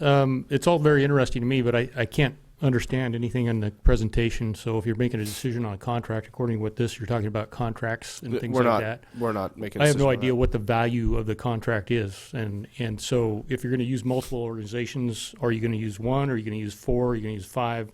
And the metrics of what he's talking about, you may have seen a different thing that may not be available to the public, according to what they were saying. So we don't know what we're going to be able to see, and it would be nice to be able to see the information in such a way that we could analyze it individually as ourselves, just to see what they're presenting and what the possibilities are. And I'm sure you guys want to do the same thing. Oh, yeah. So anyway, that's it. This is just showing some of the capabilities, and I think also just not only for helping us make data-driven decisions here, but I think we found a way to get one of these vendors to provide some of these services. It could be very valuable for a lot of our local merchants that otherwise can't afford to go out and purchase this kind of data. So I think Xenia has some good ideas on this. We were talking about workshopping this and bringing in the business community as well as the residents. I think the way that we've presented it today was as an idea that can go along with any type of thinking on tourism and marketing And this is a good way of measuring and providing a tool for that to have, marketing of specific group. As you have seen, at least one of the things we've been able to see today was they've shown how they have demographics that show us from either MasterCard or any other selected vendor that we would have some data of knowing where the people are coming from and what type of, goods and services they're spending on. So that could be used by whoever is hired later, potentially, to evaluate their efforts in marketing for tourism. So if there is future workshops for that type of service, we could definitely continue conversations with this vendor or other vendors as part of that process. Perfect. Are there any questions of the presentation? I have no more public comment, I don't believe. With that, take back to the council for discussion and action. Let's see, we have received presentation from MasterCard on sales data analytics, provide staff with general direction to consider entering into some kind of contract. I think that something like this would just need to give some kind of maybe priority on what we might be looking for, and then go out to some kind of RFP to find potential different vendors and see what they're capable of doing. Right. Yeah, I think we're looking for just general direction if you're interested in pursuing this type of analytics. And there is also two kind of venues the city could actually go ahead and on its own behalf just do an RFP or, do a selective process for this type of services. We could do it just as a platform, or we could do it also as a consulting service. The platform for MasterCard, their quote for the lowest level was about $20,000, just to give you, a sense of how much this costs. Or you can blend it with whatever contract for marketing and tourism and do as part of that package. Perfect. Personally, I love it. I think that, I did like some of the graphs that I saw on the other one prior, but I think this is just evaluating different vendors and starting to engage with the public on some of the capabilities we have with the service like that. But there's a lot of things to consider with looking at these things. Especially when you're buying data, I don't exactly know how all their different pricing methods work, but one of the issues that you can run into is if you haven't really well workshopped what you're looking for in terms of the data, then it can be like hit or miss in terms of what data pulls we're paying for to receive. So you definitely want to know, I think, what you're looking for a little bit, and that'd be something that could be workshopped further in our in some of our tourism type workshops. Okay, so as I understand it, because I had called MasterCard, and this isn't new. Everybody knows. I went to my city manager, I guess it was Rick Hayden at the time, and I asked him to look into MasterCard because we had talked with them down in, was it West Hollywood? That's right. West Hollywood is already experimenting with this platform. And unfortunately, Rick Hayden was too busy to bring this to follow through on this. So then I went to Holly, and she was simply too busy to follow through on this. So I took it upon myself to call, and within days they responded, and then they actually flew out. So I'm making this point only because I think this council has come a long way in what it wants and how it executes. This is amazing that we even got this far, this fast. Having said that, this platform is really powerful, and I've seen presentations, in private because that was the only way we could do it over the phone, and we were able to drill down all the way to compare industry, like I said, from hotels to food and beverage to general retail, that kind of thing, and break it down to East End versus West End. We could break it down by day. We could show a particular event year over year, how things were working over that period of time. It was truly an amazing data. All you had to do was ask the question. The problem is getting it out. And my understanding is you have to have a team that knows how to get that information out. And as you could see, even tonight, they were having trouble filtering, I think, to some degree, to get to the answer that we were asking for. That's what drives the cost up. It's not the access to the data. It's having the expertise to get the data in a usable format, whether it's because they have different ways of representing this. So I don't know. It would certainly be more than 20,000. I'm guessing it might even be closer to 40 or 50,000. I think is what we were talking about. If we leverage their engineers, if we had our own engineers, then they're just presenting us with the raw data.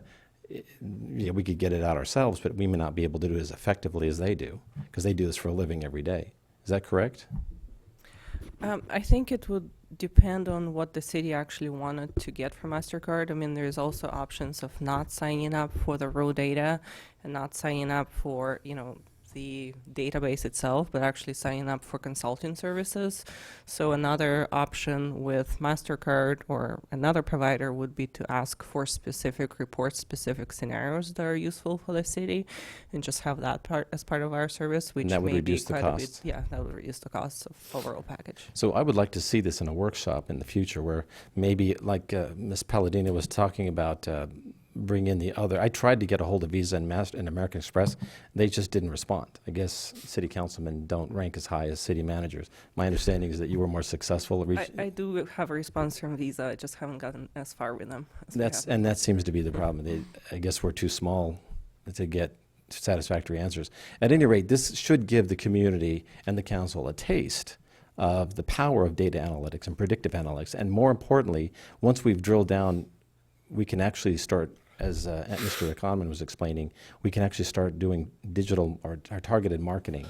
And that's the most powerful thing of all. And we can do the A/B testing and different campaigns, and that's the future. And I think that's the things that we need to talk about with respect to marketing and tourism and what we expect from that new group. Whether we use MasterCard or some combination of all three, that's another issue. But certainly, the importance of data analytics in that group has to be there, in my opinion.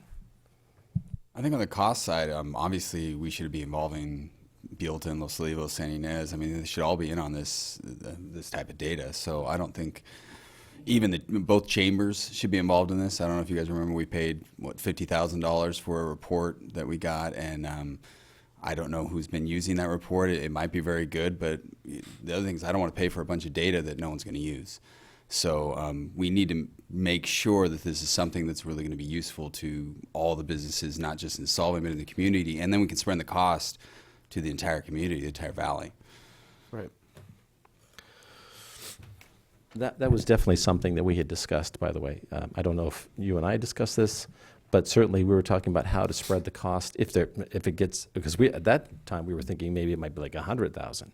But if we were to spread the cost over several agencies, if it gets down to 20,000, and I don't know what the costs are, so don't hold me accountable to this, but let's say it was $20,000 as, this would be our share, then it becomes more reasonable. So I agree with you. I think it would be nice to talk to the other groups and see if that makes sense to them and if we can work together on this. So I think it'd be ideal to direct staff to move forward with, pursuing different options and different vendors, while obviously looking at what we were talking about earlier. There's value to the organizations, and so we can pursue those kinds of partnerships. I mean, if you can really take that information and really focus on the zip codes and really focus on using that information to like, as Andrew said, what works, what doesn't. Okay, that doesn't work, let's go on to this. And to increase TOT and decrease the visitors we have to Solvang that have more money or whatever, how can you not want to spend that money if you know it's going to come back to you?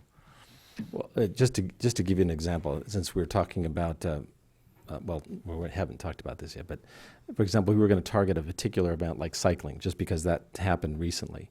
We know who came, right? And we know, for example, what group likes to come and do cycling events, whether it's with Carmichael Training or Trek or Cycling House. There's three very strong groups here in the valley that a lot of cyclists come from all over the country. I met some of them last week, and they spend significant amounts of money, and because to them this is their thing, right? So we can target market all those people who just come for cycling as part of an A/B campaign to see if we can attract them to that particular event or maybe another event. Or just to come and visit. So I'll make the motion to receive and file the presentation and to direct staff to pursue other vendors and options in consideration of some of the feedback we've received tonight and any potential partnerships in terms of cost sharing. I'll second that. I'll second it.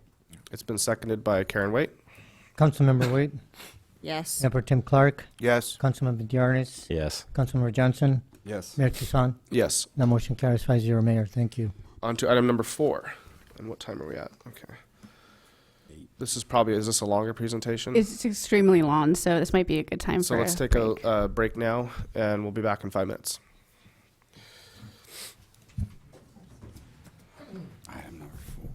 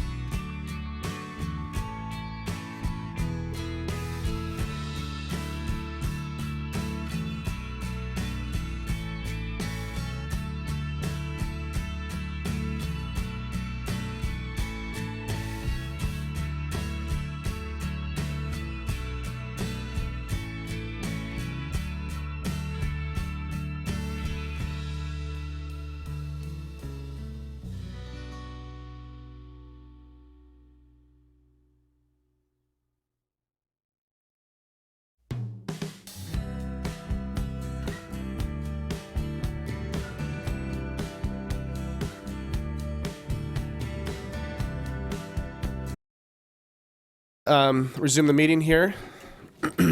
We're on to item number, wait, is it 4 now? Number 4. No, item number 4. Can I get a, let's see, tourism, marketing, and communications. Could we get a staff report?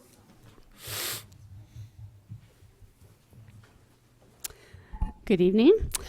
I am here today to ask the City Council to provide direction to staff on tourism marketing and communications policy moving forward, including developing KPIs, which means key performance indicators or metrics for contractors such as myself, metrics for measuring tourism marketing initiatives, and direction on RFPs.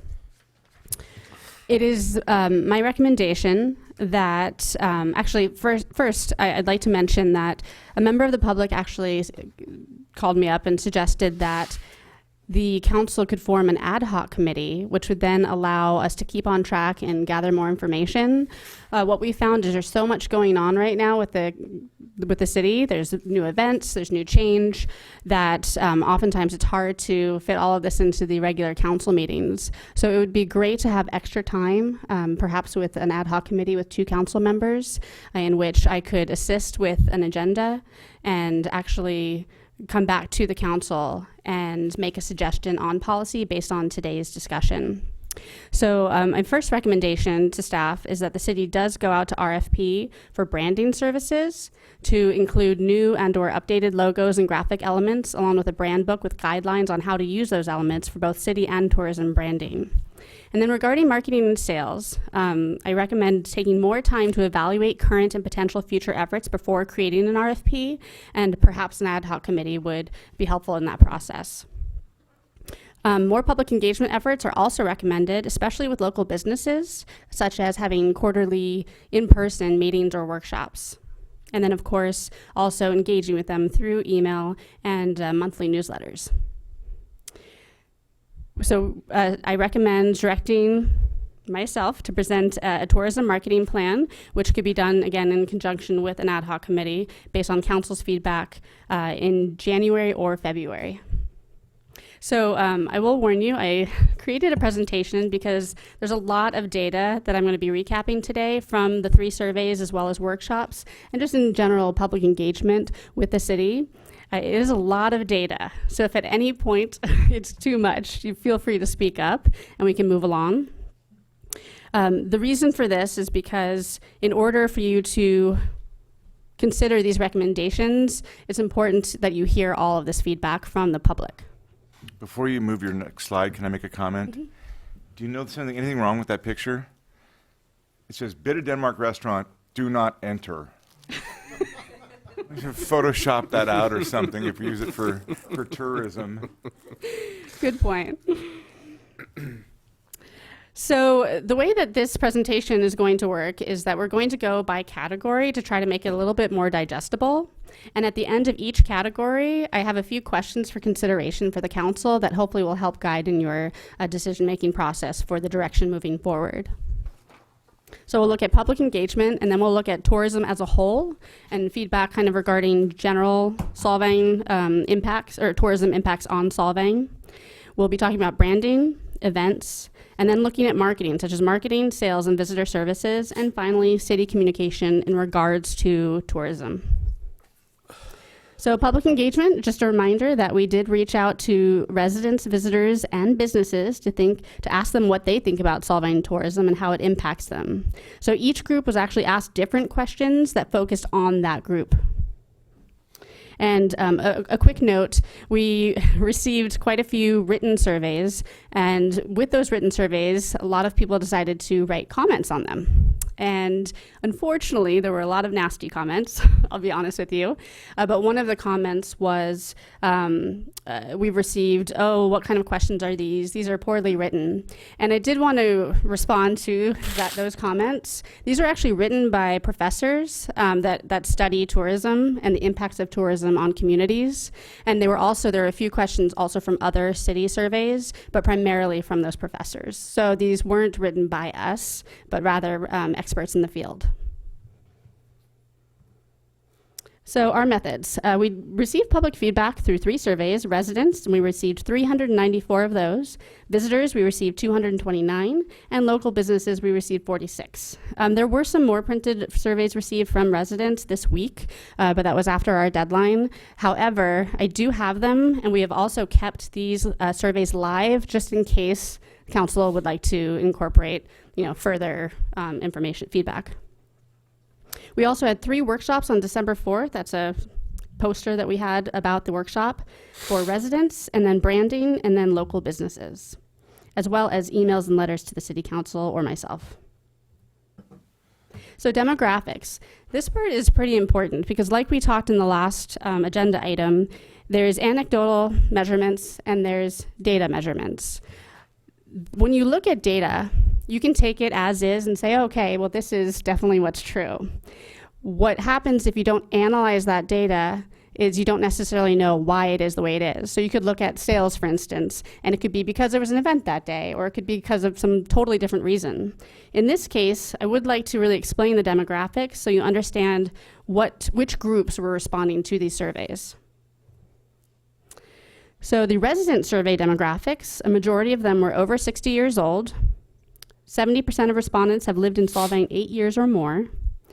64 of the respondents are female, and a majority of the respondents have an annual income of $100,000 or more, including $150,000 or more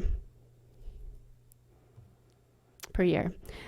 Highlights of the resident survey respondents: most live within 1 mile of a tourist attraction and encounter tourists daily, and 70% of those that responded do not work in the tourism industry or do not have relatives that work in the tourism industry. For businesses that responded to the survey, 67% of the respondents have operated their business in Solvang 8 or more years. A majority of customers live in Southern California or Central Coast. And most businesses track visitor demographics by staff's verbal interactions with customers. That was something we wanted to know since we're talking a lot about metrics. How are you tracking your metrics? For visitors, a majority, this is interesting because it's a very different demographic for the visitor respondents than from the residents.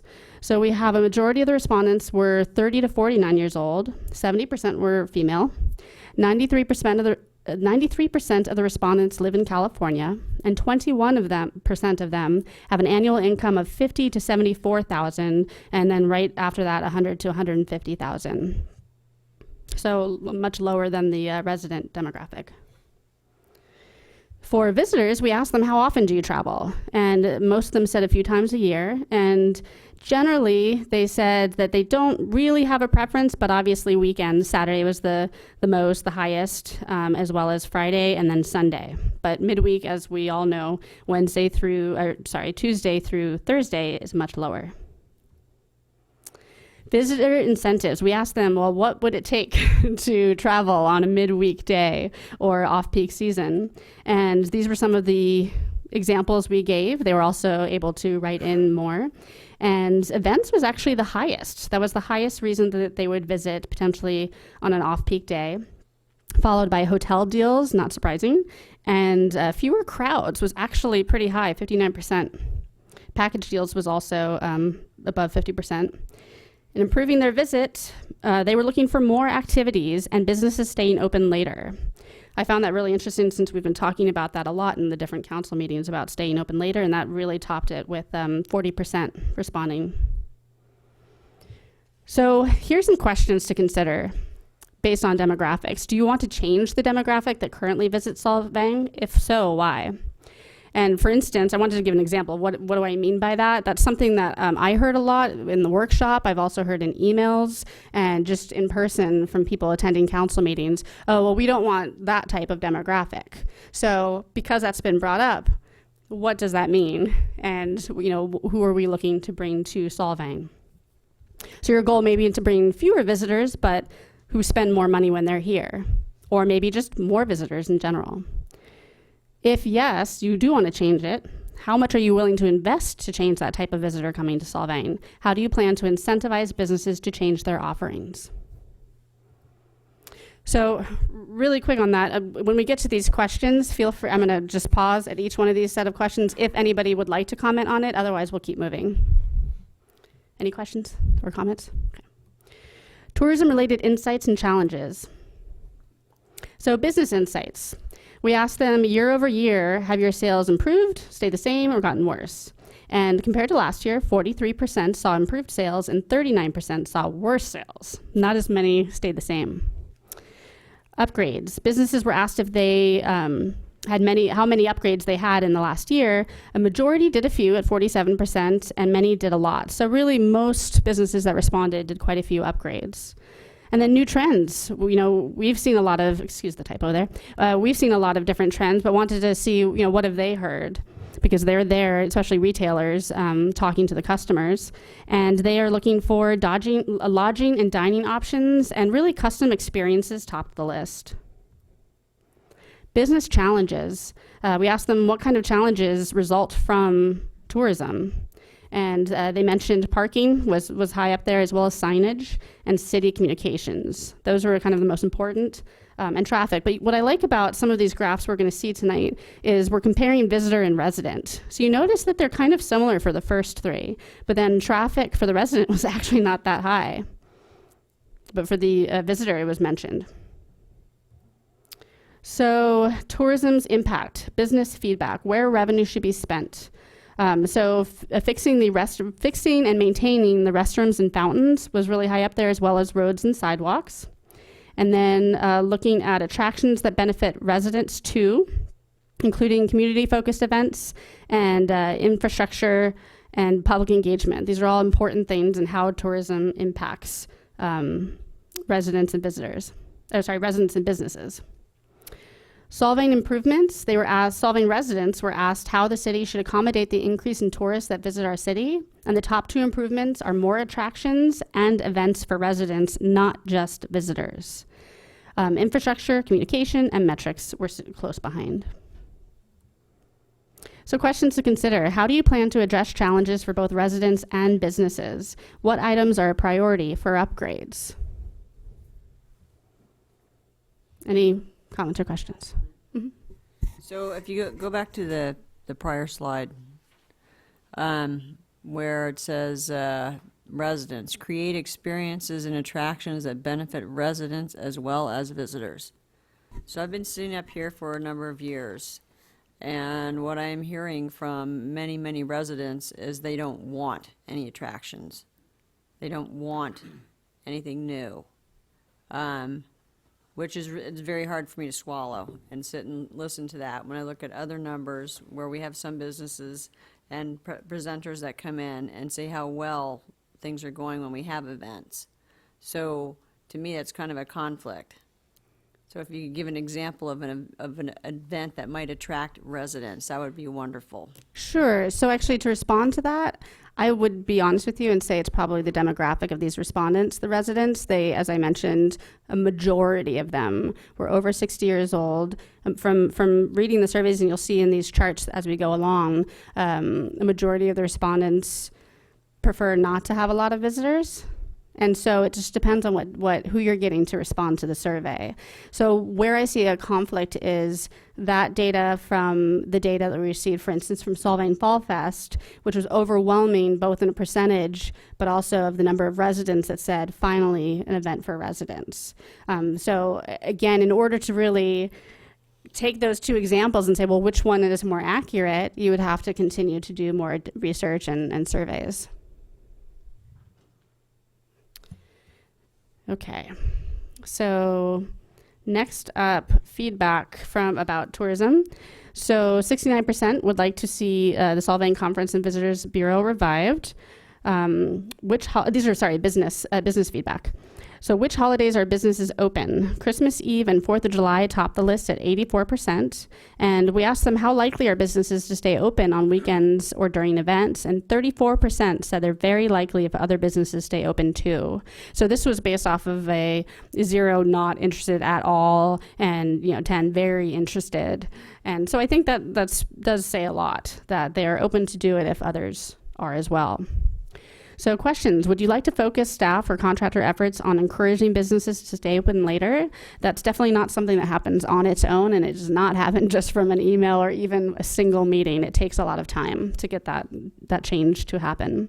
And is there a way to incentivize businesses to stay open later on holidays during special events and or weekends? Any questions, comments? Yes, and we should have a way. How's that? Yes. And then the next one is yes, we should have a way to incentivize them to stay open later. Because that's probably one of the top things that tourists say to me when I'm walking around. Is, why is everything closed? And that's the number one feedback I hear as well. I'm sorry, Katie, can you go back? I must have missed this. How many businesses responded? And how many are in the city? Yeah, I believe it was 46. And how many are in the city? How many, sorry? How many businesses are there in the city, roughly speaking? I thought Tourism, we believe No, there's... businesses. Oh, businesses total? Yeah. We counted the tourism number of businesses, so that was about 200. Okay, so about a quarter responded.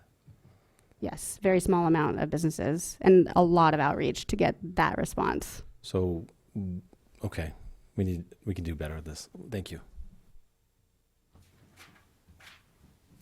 So branding. So we've talked about a brand. I mentioned in the staff recommendation that I recommend a brand guide for the city, both for the City of Solvang branding elements as well as for tourism. And the reason that I recommend this is right now there's no consistency, nor are there any guidelines when it comes to brand elements and branding for both the City of Solvang as well as for tourism. And just to break it down, for instance, internally in the city, if we are looking for a logo, we don't know what logos exist, what format they're in, which ones you should use for what, and how to use those graphic elements. Also for tourism, because the Solvang CVB is no longer managing the tourism marketing efforts, we need to get a new logo up on the tourism website as well as other avenues that are related to tourism marketing. So that actually does need to be created. So when you're creating that, it's really important to have that brand guidebook that says how to use this, when to use which graphic element, talks about colors, fonts, logos, any kind of graphic element that's associated with it. For instance, the Danish capital of America that's on the cityofsolvang.com's homepage, that would be considered a brand element. So it's not just logos, but it's everything else. And is that consistent with the brand? Does it have the same look? Or is it just a random graphic that somebody created at one point? And when we talk about branding, we're talking about either just a refresh and just creating a brand guide to fix our current brands, or doing a full rebrand and changing the design. So current city logos, this is our city seal on the left. The city letterhead is on the right. And 43% of businesses say the city's branding is not important. The public branding workshop had mixed opinions on it, with most agreeing it could use a refresh as far as quality, but not to lose the Danish influence. And so to explain what I mean by refresh is you could have that city seal with the same exact elements. You could have the circles, the Hans Christian Andersen Little Mermaid. You could have the City of Solvang just like that, but maybe just a better quality because it's really pixelated. It looks, frankly, like it's from the 90s or perhaps earlier. And so you can keep it the same and just refresh it, or again, you could change the elements or completely change it how it looks. And as you're talking about branding, you're not only looking at a logo such as the city seal, you're saying, well, what other elements do we need graphics for? So you need letterhead, business cards. There's a variety of purposes for these logos, and oftentimes you don't just have one particular logo. You have variations on that logo. The current tourism logo, the Solvang CVB has their most recent logo. And then it was brought to my attention during the public workshop that there was a logo prior to that. And I wanted to just, for history purposes, include that in this presentation. And that was hand-drawn, or hand-designed by an artist graphic designer. And you can see the difference. One's a little modern, one's a little bit old Europe. Welcome to Solvang. This is another example of signage. So we have signage all throughout Solvang. Some of it's private, some of it's public. I believe these are both city signs, but you can see how they have a very different look to them. That could be fine, but just bringing it to your attention that there's some inconsistency there with branding. And we've talked a little bit about this in council meetings, but talking about benchmarking, looking at, okay, well, when you're talking about branding, you always want to consider who your competitors are, and you also want to consider what other areas are like your destination. So we know Leavenworth, Washington is a lot like Solvang, and I actually found out during the workshop, I didn't know this, that some of the builders of Solvang actually went to Leavenworth and built that city. So there's definitely a connection there. So the branding workshop, I'm extremely excited about how that went. It was just so wonderful to not only have a really good turnout, I want to say we had about 40-ish people, which isn't bad for, somewhat last minute notice on a workshop. And this was much more like a workshop than the other two, which were more informative with public, comments after each section. This one, we had a workshop where we pulled up the whiteboard that's actually in the back there. We did, the first thing was on one side, we did descriptions. So, what does Solvang make you feel? What do you think about there? And then on the second side, we did icons and landmarks. And the reason we did this wasn't just for fun. It was to get ahead of the process and say, okay, well, if we're going to go to RFP, so if we came today and the council said, yes, we want to go to RFP for branding, we want to have some kind of feedback for that RFP to start with. And that's going to be extremely useful for anybody putting in a bid so they can understand a little bit more about what residents are looking for. The second purpose of this is to make sure that we have the buy-in from residents as well as hopefully businesses, and both did attend that workshop. Because if they don't have the buy-in, they don't love that new look, then it's probably not going to be used as much, or maybe even make people feel less proud of that graphic. So again, workshops, I think we heard earlier in a public comment, I think we can do a lot more of these. Certainly this doesn't have to be the only branding workshop that we do. And we can do more workshops where there's kind of free flow of comments and discussions, and then some that are not, because there's a time and a place, obviously, for each type of workshop. Keywords for Solvang. I thought this might be helpful as you talk about branding. So Marissa, who I'll introduce later, actually provided these lists of terms that people search for when they're looking for Solvang. And funny enough, when we were doing this, I looked up things to do in Solvang, and Buellton is #1 in the search results. So there's a lot of work we can do as far as search engine optimization. And that can include everything from actually even including San Ynez Valley terms in the search engine in the meta tag, so in the back end of the website, not necessarily promoting other areas, but still there are a lot of terms we can use in order to pop up higher on Google or Bing when people are searching for Solvang. And the other thing that's helpful about these is you start to see, well, what are people interested in? Whatever they search the most, that's going to be what they're the most interested in too. So you see wine on there, you see hotels, you see weather, things to do. So activities are way up there. That's actually another metric too, to see what people are actually interested in. Oh, wait, I have a really quick comment on the branding. So it's kind of an obvious, and I'm sure everyone in this room could answer the question, would be obvious question for branding. What is the #1 thing that tourists stand in front of and take selfies of themselves in front of? Windmill. Yes. That's an obvious. So if you're that's actually going to show up in these some more of these questions. Oh, okay. So actually this next one, perfect timing. The next question was about brand icons and themes, and that was in the survey. And we asked them, what kind of icons do you think of? Because again, when we're going through a process such as rebranding, it's helpful to know, what do visitors and residents and businesses think of? And again, comparing those demographics. And also keeping in mind that we're not just comparing visitors, residents, and businesses, we're comparing the demographic within that demographic, because we do know that it was a very specific demographic for each segment that responded to the survey.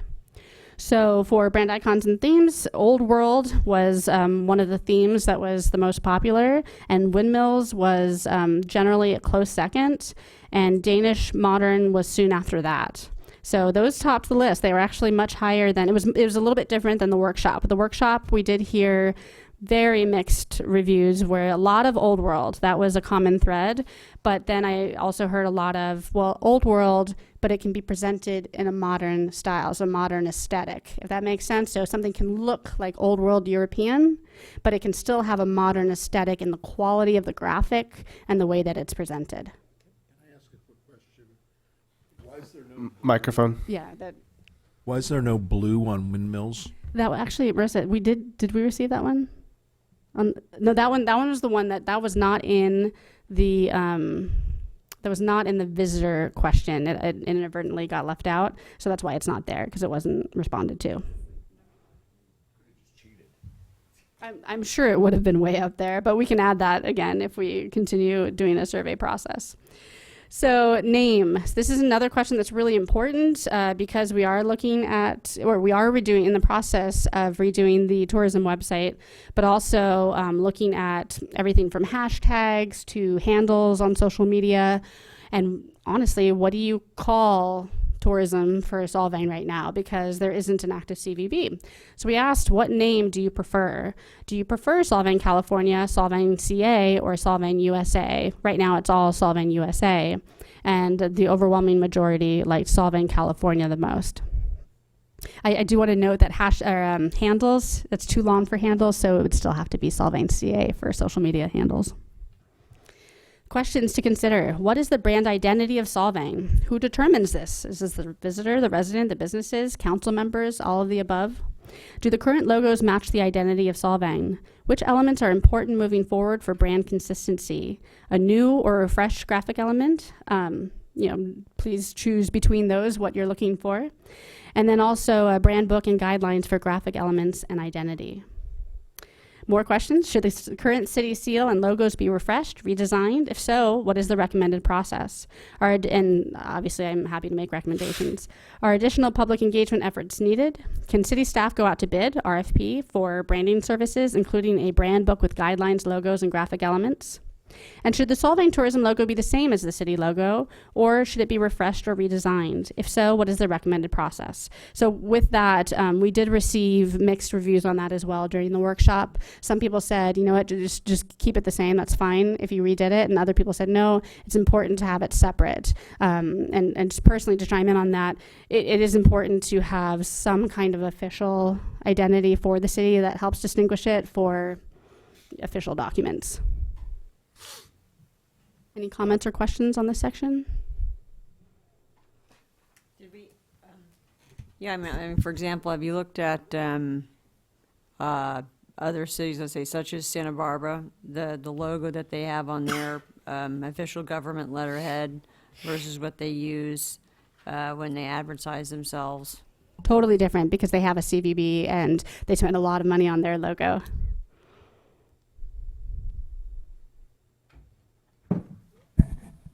How does our brand align with what we want people to think about Solvang versus what people actually do think about Solvang?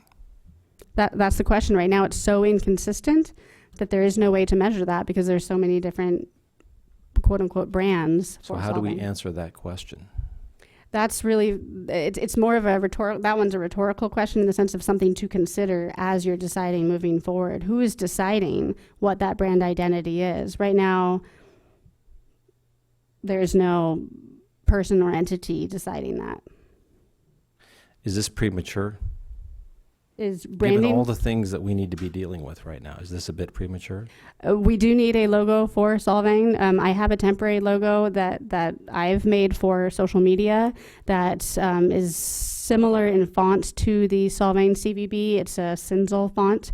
So certainly we could just keep operating with a temporary logo for the tourism side and readdress this over time. Again, if the council decides something such as an ad hoc committee to make recommendations to the council moving forward, that's an option as well. How's the website working right now? It's terrible. The That's Solvang my USA point. That's website. actually my point. Yeah, The so point that's is why we're redoing the it as website fast as we probably can. should take priority before we worry about branding. And it is, we're already under that process, and we anticipate that we will have it up by, just to be conservative, in March. Hopefully sooner, though, because I have to tell you the back end of the other website is really awful, and it costs $150 an hour to make one tiny tweak that we don't have access to in the back end, such as swapping out the logo, which is why the logo is still the CVB logo, because it just doesn't make sense to swap it out yet until we've talked about what is happening moving forward. Any other questions, comments? Okay. Oh, I apologize. There's one more question here. Should the Solvang Tourism logo be the same as the city logo, or should it be fresh? We talked about that. And then should the new tourism name be Solvang CA, Solvang California, or Solvang USA? The reason I bring that up is because, again, with domain names and also hashtags and how we refer to ourselves, that is something that I do think is somewhat of a priority. It doesn't have to be tonight, but it certainly needs to be discussed and decided upon in the next month, especially with the new website coming out. Any comments or questions on that? Okay.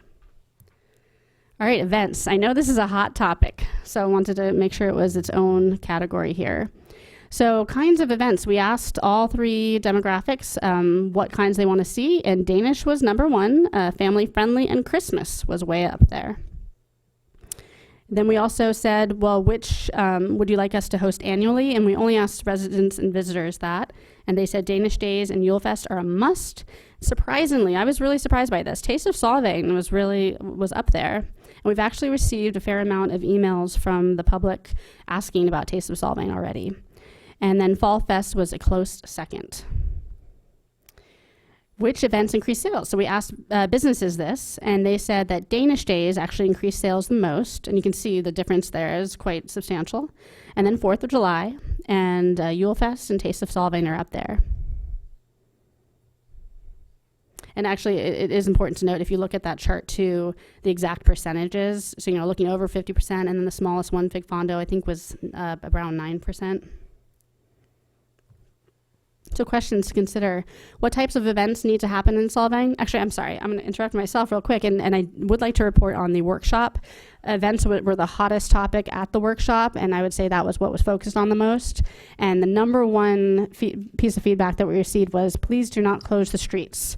And if you are going to close the streets, please do not close them weekend after weekend. And that was a really, really big one, followed by parking. Parking was also a big topic. So what types of events need to happen in Solvang? How many events should the city host per year? That was recommended a lot in the workshops, is coming up with a number of events and coming up with some kind of a protocol, a procedure that says, okay, this is the number we're going to have. Is it going to stick to brand identity or not? So how many events should the city host and how many should they sponsor? Should all events fit the Solvang brand? This was also brought up at the workshop and is a great point. So for instance, you may decide let's say you have 5 events per year, all 5 events must fit the brand. Or you could decide, no, we want to make sure that some fit the brands that are going out to the visitors, but then we want to have one event that maybe is a little off-brand that's for residents, just as an example. Do all events need to increase TOT? So again, going back to metrics, that's a huge part of the question. Is it just TOT focused, or is it sales tax as well? Are there other metrics that the council is looking at? Just comment on should all events fit the Solvang brand? If we follow that model, I can think of 3 events right off the top of my head that would go away, that are very big, starting with 4th of July and the Rancho Visitadores. Those would be gone. So that's not Danish. So, and those are huge events that people come to town to watch. So I don't know if we want to go down that path. Or a bike race. Well, that's brand new for here. But I'm just saying, those are big events that have been going on for years here that would go right off the table if we went down that path. And I did hear in the workshops as well that one suggestion that several people mentioned is incorporating Danish culture into every event, even if it is not a Danish event.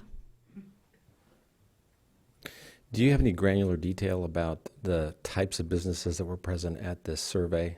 In other words, how many came from food and beverage. I'd like to see what the food and beverage group, for example, think of particular events or hotels, for example, because I understand that the Fig Fondo was very good for hotels, and I don't know how it performed with respect to antique sales, for example. My guess is probably not well. So what I'm trying to do is figure out what's the industry makeup of our community, which ones do well, and how do we get to an event that hits most of our businesses and at the same time is great for the community residents that they want to come out and participate, and at the same time includes as many visitors as possible. If we can create a nexus, an event that creates a nexus for all three of those things, I consider that to be a success. How do we answer and address that question?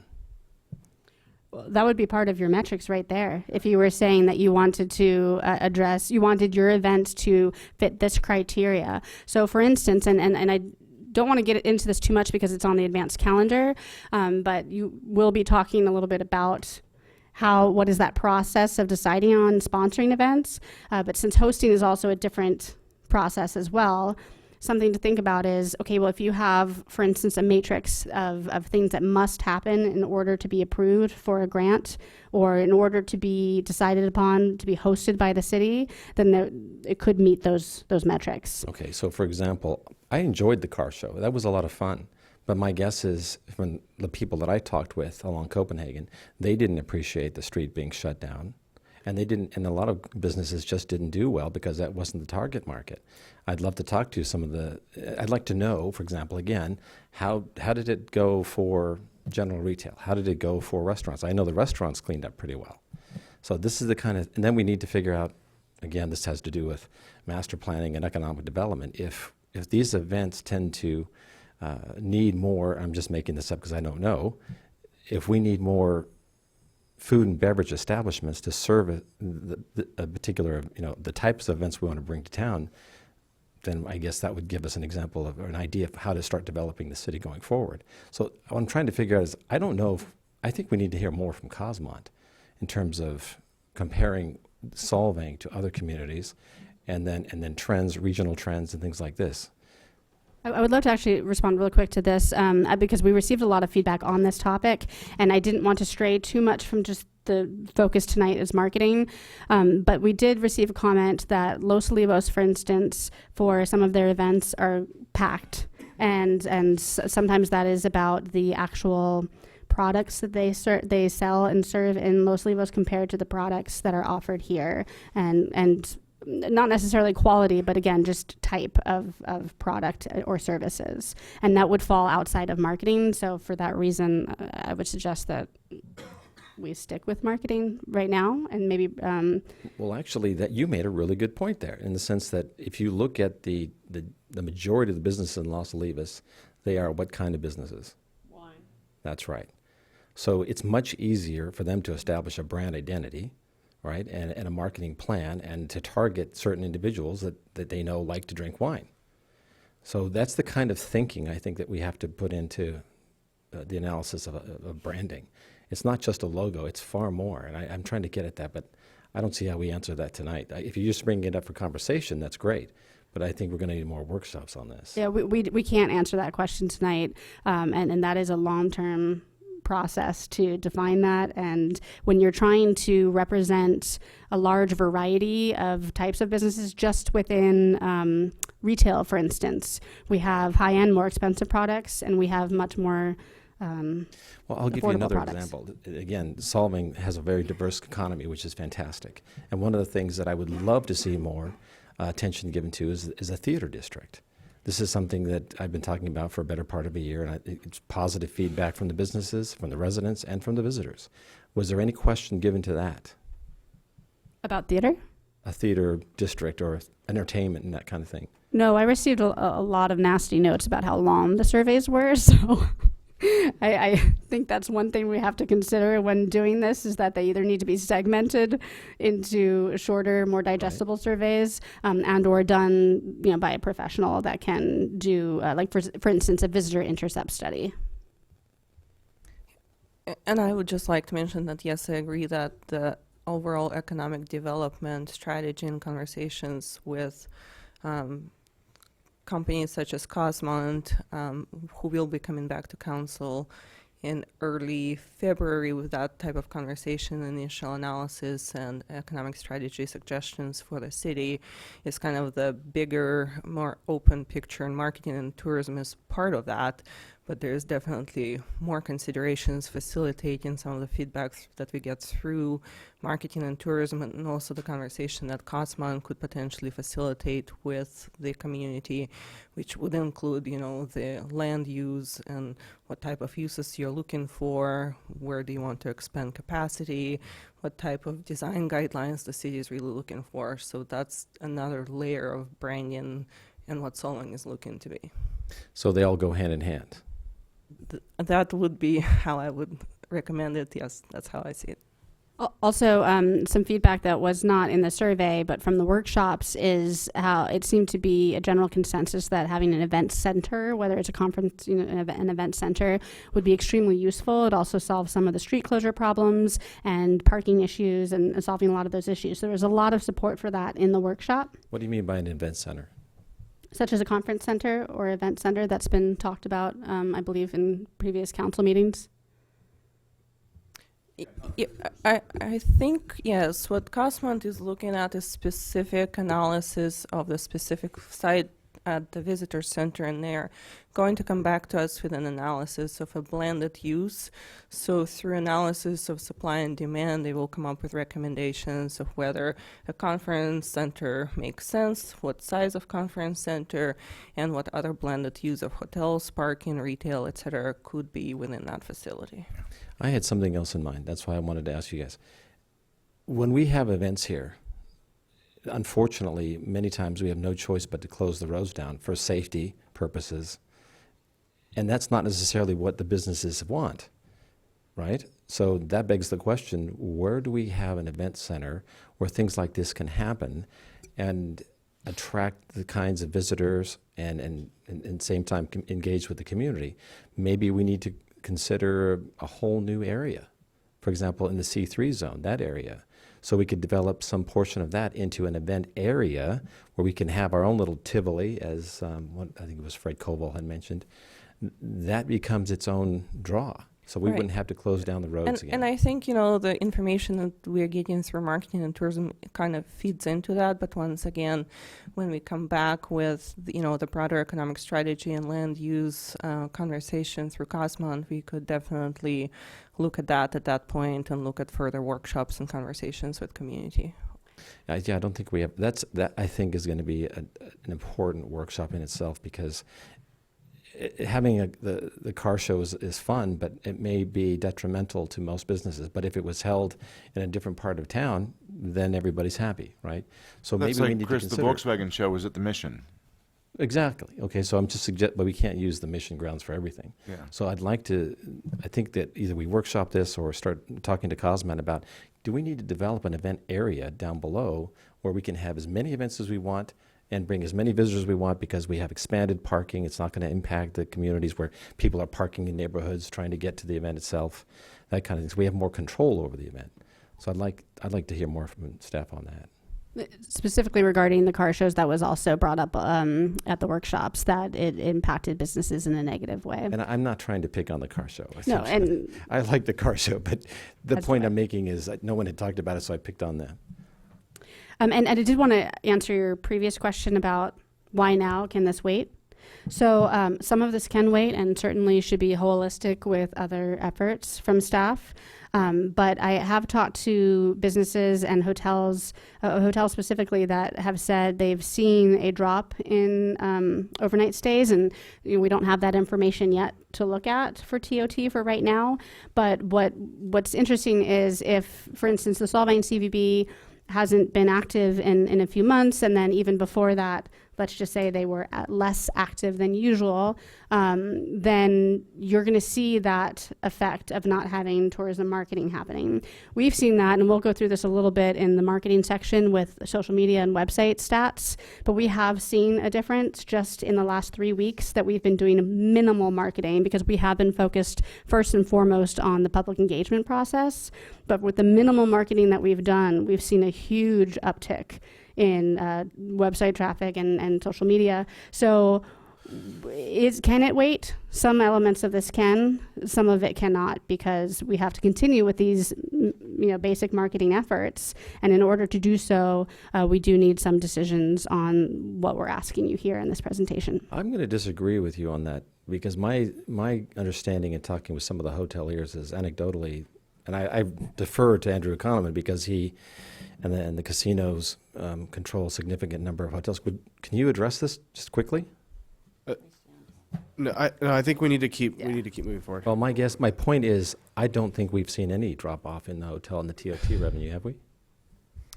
From the monthly data that I have so far, no, we have not seen drop off compared to last year.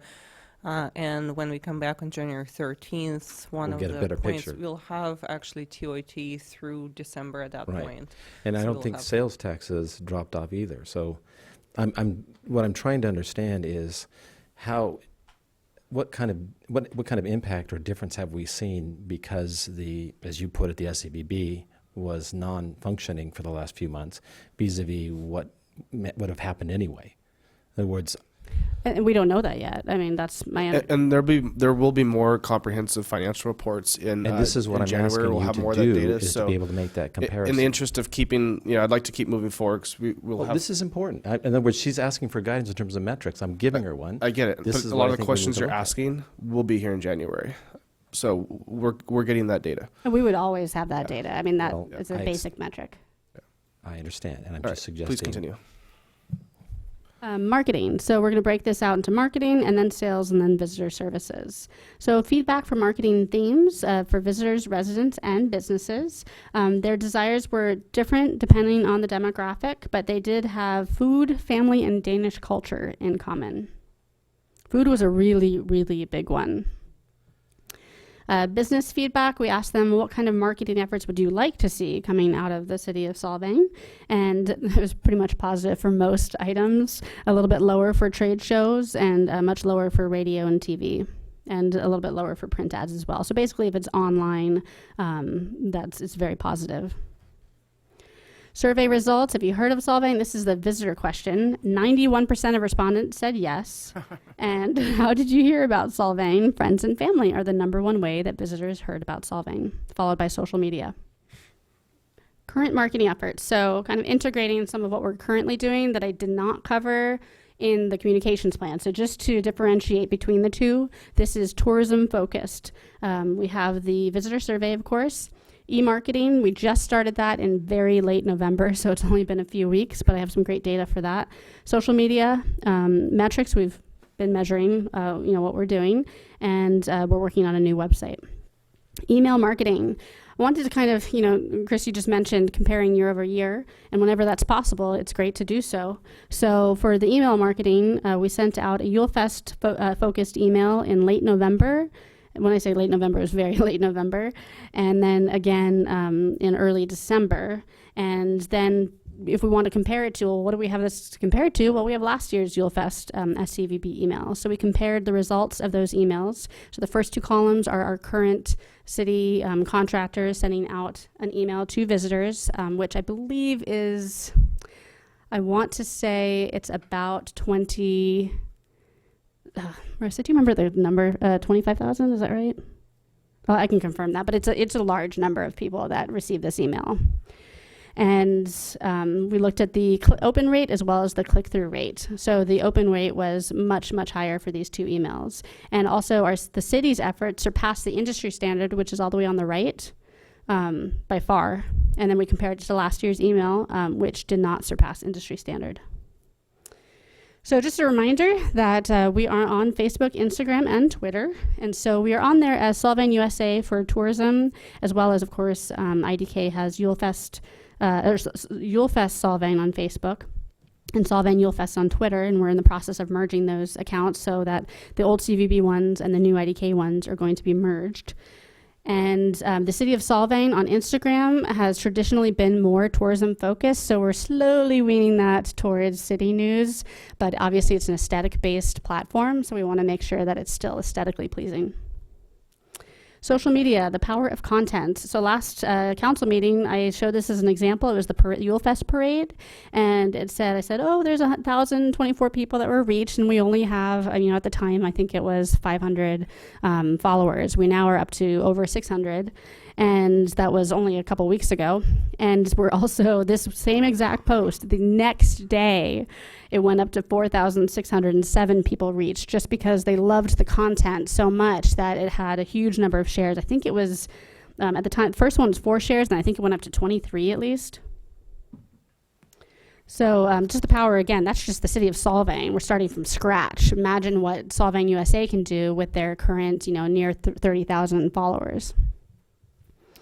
Facebook Insights. So what's great about Insights with all of these different social media channels, kind of like the MasterCard data, is you can compare it to other entities and regions and see how they're doing.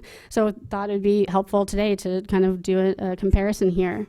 So Visit Santa Barbara, which has a gigantic budget for marketing, did quite well with engagement. So this was December 15th.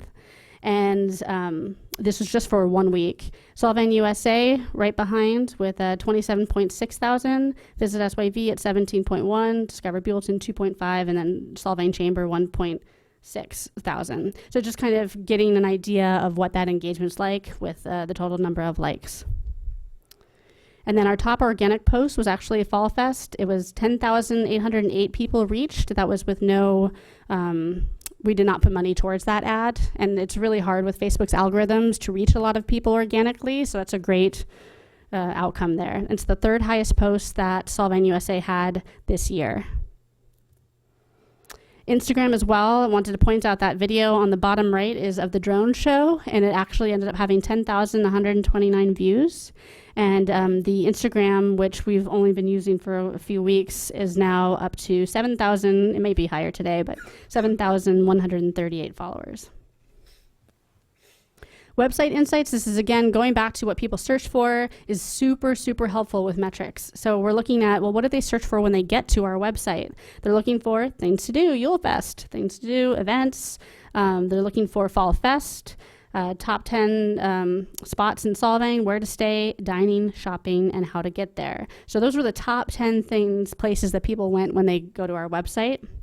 And then the top referral sites is also extremely helpful. So when you're deciding where should that money go, it's important to know, are they actually even getting visitors to your site? And I think this one is extremely informative. We see that Facebook is there 3 times in the top 10.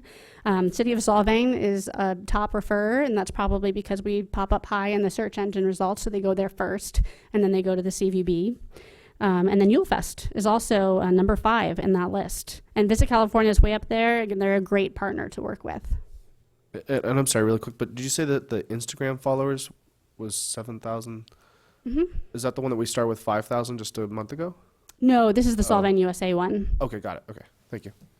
I'm sorry. So this is based on respondents to your survey, right?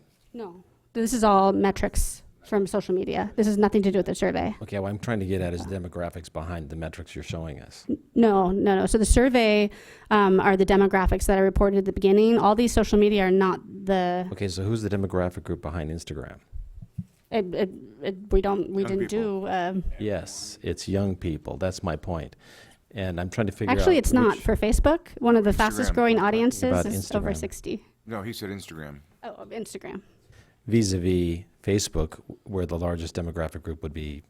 It's actually over 55, 60. Right. For so growing. I'm just trying to make that distinction between Instagram seems to be something for younger people, and we need to cater to that in a different way, right? Sure. So this is part of our we need to discuss in terms of marketing strategy and vision, right?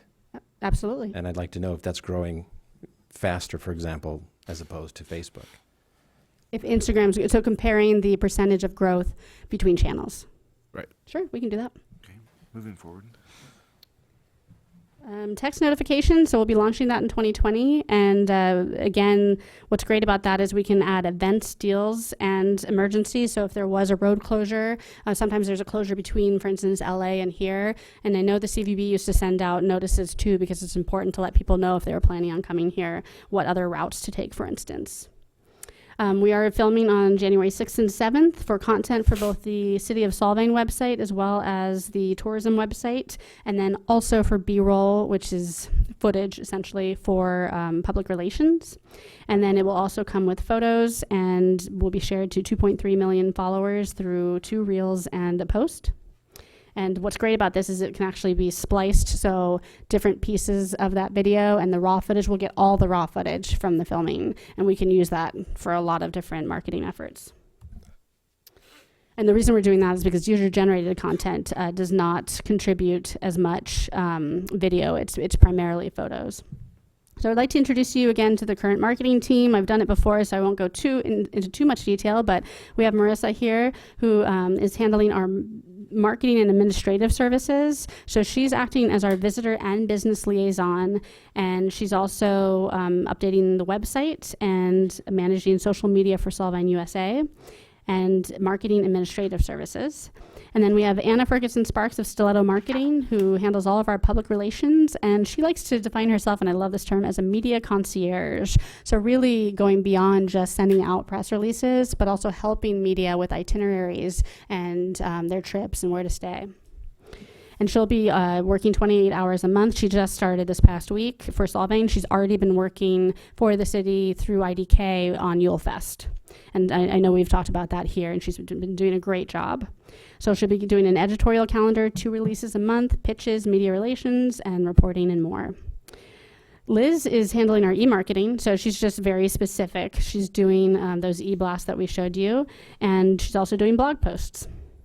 And she incorporates search engine optimization into that. That's not something that every contractor offers when they do copywriting services, so that's very useful. So a quick PR recap. Since Anna just started for Solvang, we don't have a report per se on Solvang, but we do have Yule Fest, which is Solvang. So just a reminder, analysis of those 40 digital pieces. We've got 76.9 million online readership, 548,000 estimated coverage views, and 36.6 thousand social shares. And this is a list of the coverage there. Again, pointing out we're going to be on the Gayle King Show, CBS News, that's huge, as well as Fox Business News, 2 national channels there, and a lot of local coverage, as well as other Southern California coverage too. And then Anna also works with other clients, as well as just, I have to admit, she does things out of the kindness of her heart, and I'm always shocked at how much she does for our community. She's actually has an earned media evaluation of over $100,000 in 2019 for non-Yule Fest related PR obtained, through these clients, but primarily through her love of Solvang. So I'm so excited what she's going to do with us as a contractor. And a lot of the PR, the media inquiries we're receiving right now, is that more driven by what's going on in Solvang right now, or is that through Anna's PR? I actually think it's through her PR, because we see that when she sends out the releases and reaches out is when we get the most uptick in interview requests. So for instance, those increases we got today in interview requests was because of a release that she sent out.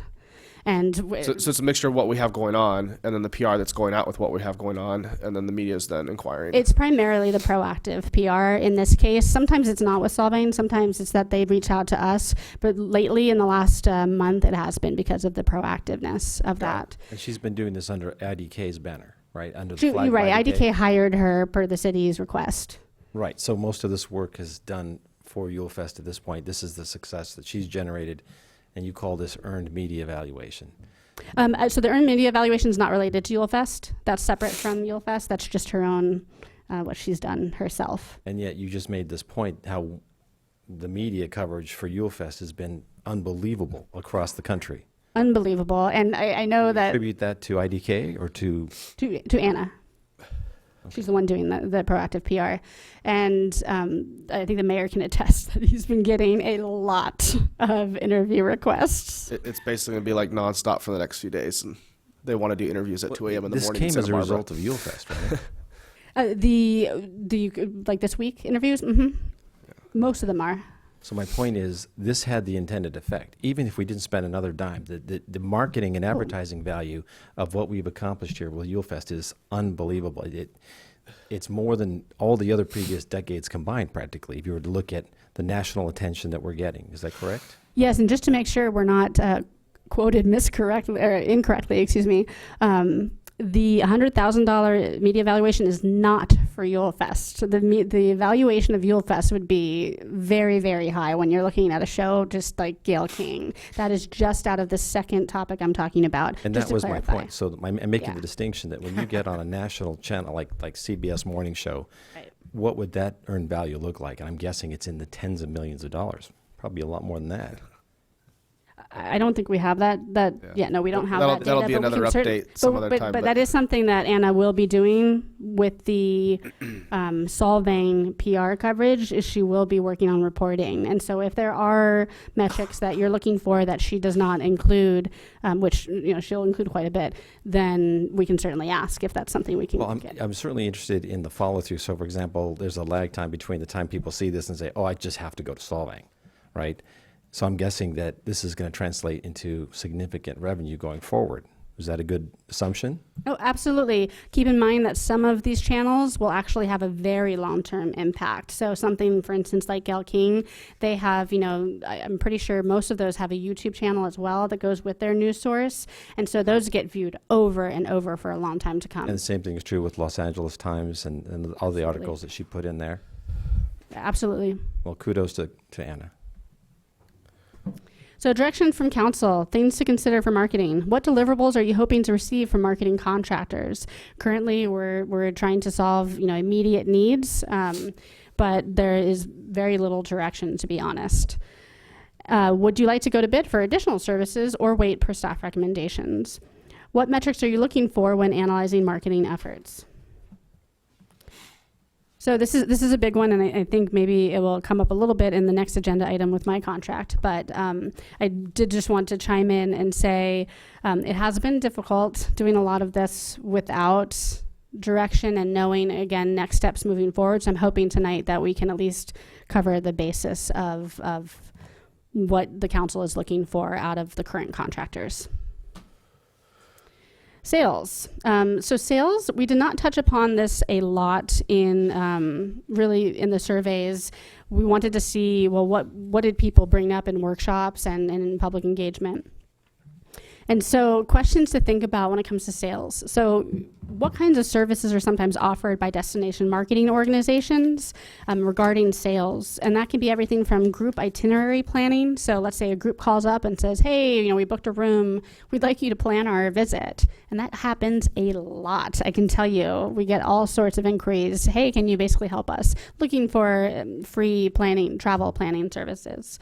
Also attending trade shows. That's a service that's oftentimes offered by DMOs that result in group sales. So groups that are booking hotel nights, preferably midweek in Solvang. And then working with large groups to help book overnight stays. So someone might call up and say, hey, I've got a corporate or a conference that's going to be nearby. We'd like to stay in Solvang. Can you help us with that? Where should we stay? The feedback from the hotels has been mixed. Smaller hotels without their own sales staff prefer having a salesperson staffed by the city, but the largest hotels do feel like an outside salesperson creates more barriers than help for them. And that was something I heard consistently, that actually having a salesperson for the city sometimes results in more confusion when they were already coming and already planning on staying with the large hotels. And I did hear that it was an unnecessary spend and that content creation and other marketing services are more important. So very mixed feedback there. That might be something to, again, look at TOT, who's supplying the most TOT, to look at what direction to go in. Is a sales contractor or staff necessary for increasing overnight stays, especially midweek or off-peak? So again, is it even resulting in more stays, or were they already staying because they were working with staff at these hotels? And are there other ways to boost hotel sales during slow times? Any comments or questions? No, just keep going. Visitor services. We asked a little bit about the visitor services. So I mentioned before that Marissa is our visitor liaison currently. We receive a lot of inquiries from visitors. 150 might not seem like much for November, but when you think about it, a lot of times those inquiries result in, a lot of time just to be able to answer that question, whether it's reaching out to the right people, the right hotels, businesses, events, or to create something. For instance, let's just say, what hotel or what businesses are open for Christmas. And that is something that obviously we have on our list to create. And so Brenda created this beautiful sheet for the visitor center. So Marissa was able to use that and post it on the website and get that out there. But that is something that if, to use an example, let's say we didn't have that, someone inquires, then she would have to go out and find that information out for the public. The Solvang Visitor Center. So 96% of visitors surveyed know about the Solvang Visitor Center. And that's great because those are visitors. And the desired services by visitors and residents, we asked them both because, again, it's not something that you would necessarily think of as a service for residents, but they could use the visitor center. So we said, well, what would make you come into the visitor center? Discounts were number one, maps and tickets were huge, as well as packages. And the visitor were interested in all of those things, residents a little bit more so in discounts, maps, and tickets. So marketing through the Solvang Visitor Center, currently we have maps, recommendations, so the knowledge of the staff there, the printed ad boards, and the visitors guides. And then in the works, so we're working on e-news signups. We're hoping to get those iPads back from the CVB, as well as the Square, in case that's of use, to do e-news signups. We also, by using CrowdRiff, and I apologize, I meant to put in a slide for this, but I know you've seen it repeatedly every week. We have CrowdRiff to get user licenses to use visitors' content online. So if a visitor comes to Solvang, posts on Instagram, we then use that program to get the license to use their photo in all of our marketing materials. And we have saved so much money, thousands and thousands of dollars already, just on having that program by not having to hire a photographer for photo shoots. And we can actually use that program to create a photo wall. And what's really cool is it has an algorithm that will put the most liked, engaged photos and move it up so that those show up on those boards. You can also customize it to put whatever theme you want. So for instance, during Yule Fest, we could have that photo wall in the visitor center. And Brenda and I have talked about there is already a TV there that we could use for that purpose, that you can have all Yule Fest, for instance, if you wanted to have a theme.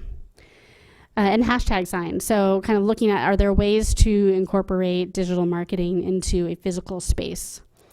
Future ideas, we've talked about a kiosk, so having a directory, maps, maybe social media. If you've ever been to Sarlos & Sons in Los Olivos, they have a little camera kiosk there, and they do social media photos, so it's like a little photo booth. And you can actually do kiosks that have all of those elements. So I know Brenda's been working on getting quotes for some of those things.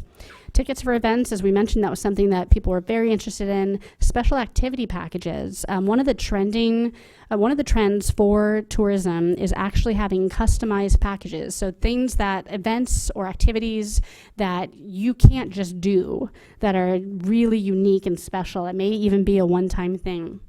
And that was of interest. And then also event merchandise. So for instance, Yule Fest, if there was something specific to Yule Fest that was City of Solvang branded, that could potentially be sold in the visitor center, as long as it doesn't conflict with local businesses. Santa Ynez Valley Visitors Guide. We did the full page back cover of the Visitors Guide. Very happy with how it turned out. I apologize, I was going to bring one here today, but they will be at the Visitors Center in Solvang. They're actually moving forward with the 2020 guide already. And we tried to incorporate as many themes as we could: Danish, architecture, food, there's a kid, dog, icons, holidays, wine, as much as possible. And just a note, the bottom one, someone came up to me and said, why would you use a stock photo for social media? I said, no, that's actually a visitor that came to Solvang. That's a real photo of someone visiting that just posted it and said, hey, loved my trip there. So again, 100% user generated. So we do put the tags on there. We don't have to, but we want people to know that. We want to say, hey, this is real stuff. And and we spent $4,200 for that ad that will last a whole year.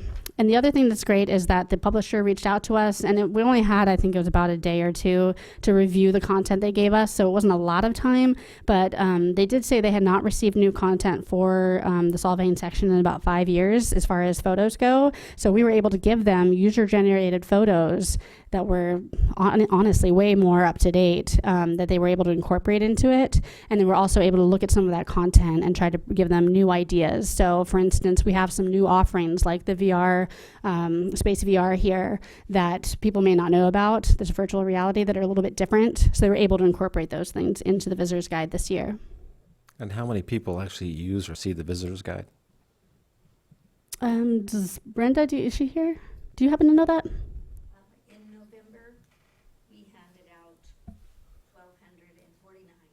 So it's in the microphone. Brenda handed out 1,249 visitors guides in November through the Visitor Center. It's also online on Visit SYV as well as Solvang USA. We just received the file for this one, so we can get it onto, hopefully, get it onto this current website. Andrew can address this. About 30,000 a year. 30,000 people get a copy of this? 30,000 guides. Okay. Easily. Sometimes we have to reprint. The other thing that we will have to decide on is Solvang has had an outlet because we have so many visitors to the website, about 95,000 a month, which is, to be honest with you, way higher than most of the DMOs in this area, destination marketing organizations in this area. We do have to decide, is that a service that we're going to continue to offer? That are we going to take other people's requests for visitors guides and through our website using the Visit SYV's visitors guides? So just as an example, there's a lot involved with what was being done before and what is or is not being done now. So what services do you want out of your visitor center? Do you want to offer group planning or tour services? And what are the metrics to define successful visitor center operations? So all things that need to be defined. Any questions on that? Okay. City communication. So going back to business visitor liaison and some of what Marissa has been hired to do and also some of what I do as well is both she and I have been responding to business questions and sometimes that's just a quick email and other times it's a longer phone call. The contractor, so Marissa has been reaching out to every tourism related business, whether it's through email, phone, in person. We also have the a business directory form that we've been sending out to all of the businesses, and that allows them to update their information because the Solvang USA website was not up to date with hours and a lot of times even just whether or not a business was open or not. And so we wanted to make sure we had their updated information as well as their updated contact information so that we can improve communication to the city. If you remember early on in this presentation, that was a complaint saying there's not, we need better communication coming from the city. So we've already started with that. And we, of course, did the survey and the workshop. And Marissa has been going around in person, and she's already gone to over 25 businesses. And she did start, obviously, a priority was to go to those that had not responded to the email, especially those that maybe had opened it but not responded, and just see if maybe we can facilitate more communication in both directions. And then, of course, the website, the Department of Communication, it houses reports and council meeting summaries. So we are trying to improve communication that the businesses might want to know. So let's say they don't watch the video or don't attend the council meetings, they can go to that page and see what the latest on tourism is. So I'll post this presentation on that page. Mr. Mayor, may I suggest you're now at 9:30, 3 hours into your meeting. You need to take a vote on whether you're going to. So the vote would actually, to my understanding of that policy, we're already in the agenda item. So until we would actually need to take a vote after it goes after that time to start the next agenda item. So I think we're okay to finish this. I'm sorry, you're technically right. I just noted you're at slide 91 Yeah. of 137. Let's just So- keep it moving. We'll take a vote after. I told you it was a lot. So looking to the future, plans for 2020, more user-generated content. Customers trust user-generated content 12 times more than marketing coming directly from the organization. So we can hire photographers and have beautiful marketing, but they're going to trust visitors more than us. 2/3 of customers say they trust the opinions of essentially visitors that post online, and 85% of customers find visual-generated content, user-generated content, more influential. We obviously need more metrics, and we need to collaborate with local businesses a lot more and improve communication to and from. We also have talked about, the council has talked about offsetting marketing costs with ad revenue. That can be everything from event costs with revenue, and then also advertising and marketing. more public communication about street closures. I think that was a comment earlier today. And better promoting city-sponsored or city-hosted events. Currently, we don't have any list that says if we sponsor or host an event, this is what we expect out of that vendor. And or this is what we expect out of city staff. So again, direction on who's handling what would really help. And then a plan, a marketing plan. I suggest a short-term marketing plan for current marketing efforts. In the meantime, while we dive into more research and the next steps moving forward, and that includes defining roles and deliverables from city staff and contractors. And that is it. Any questions or comments? I don't have any at this point. Does anyone else have any questions? Good presentation. Yeah, no, good presentation. So with that, we'll go to public comment. I have 2 speaker slips. One for Eric Hutchins. Did he leave? Okay. And then another one for Jesse Verkler. Did she leave too? Okay. Then who would like to speak? Andrew, I'll let you go first, or All right. or Max, whichever.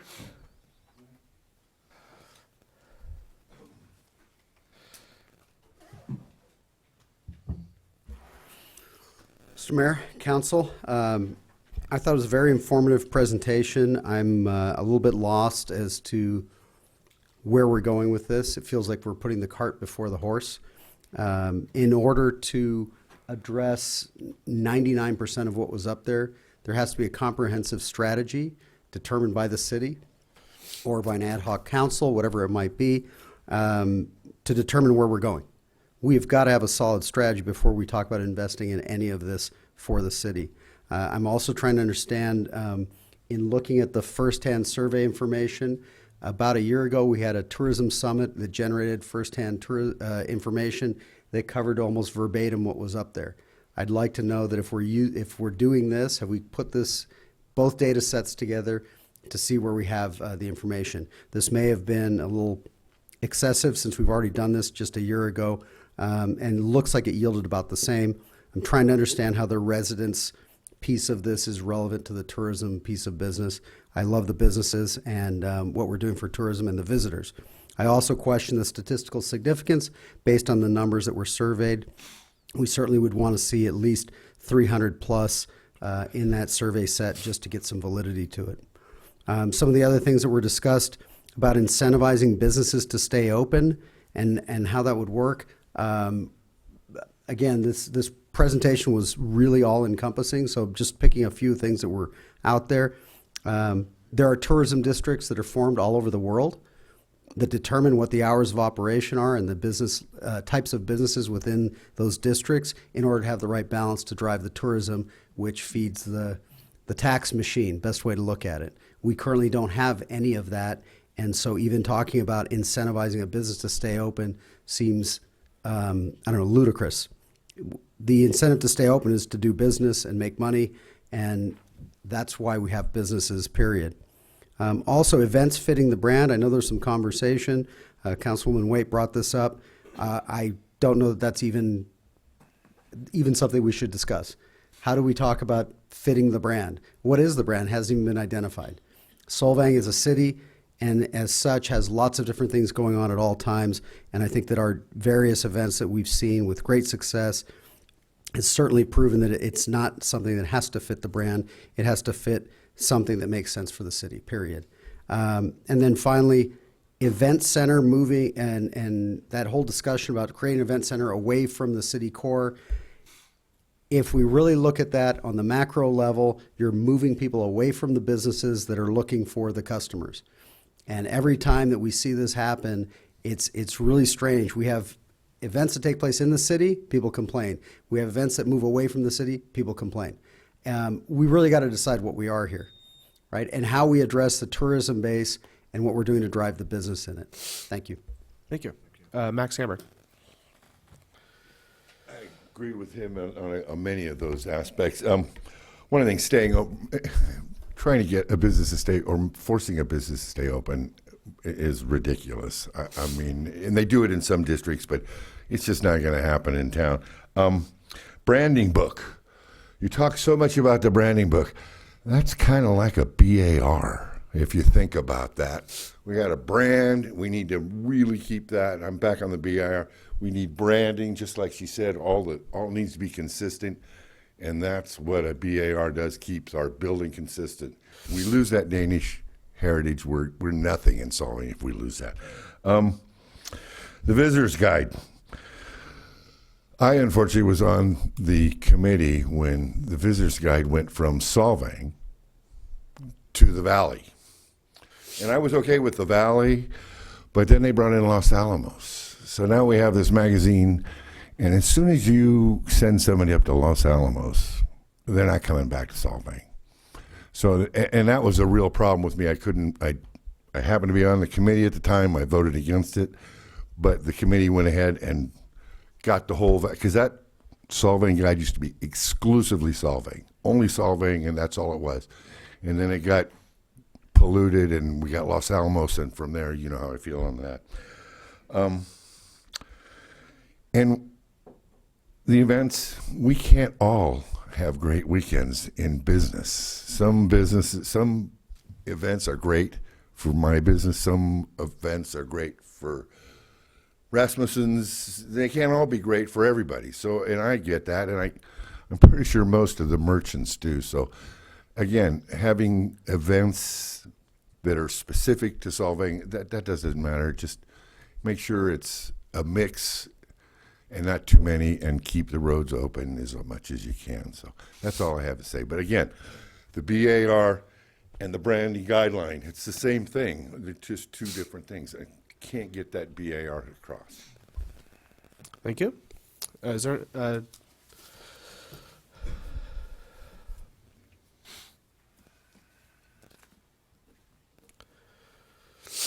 Good evening, long night, Mayor, Council.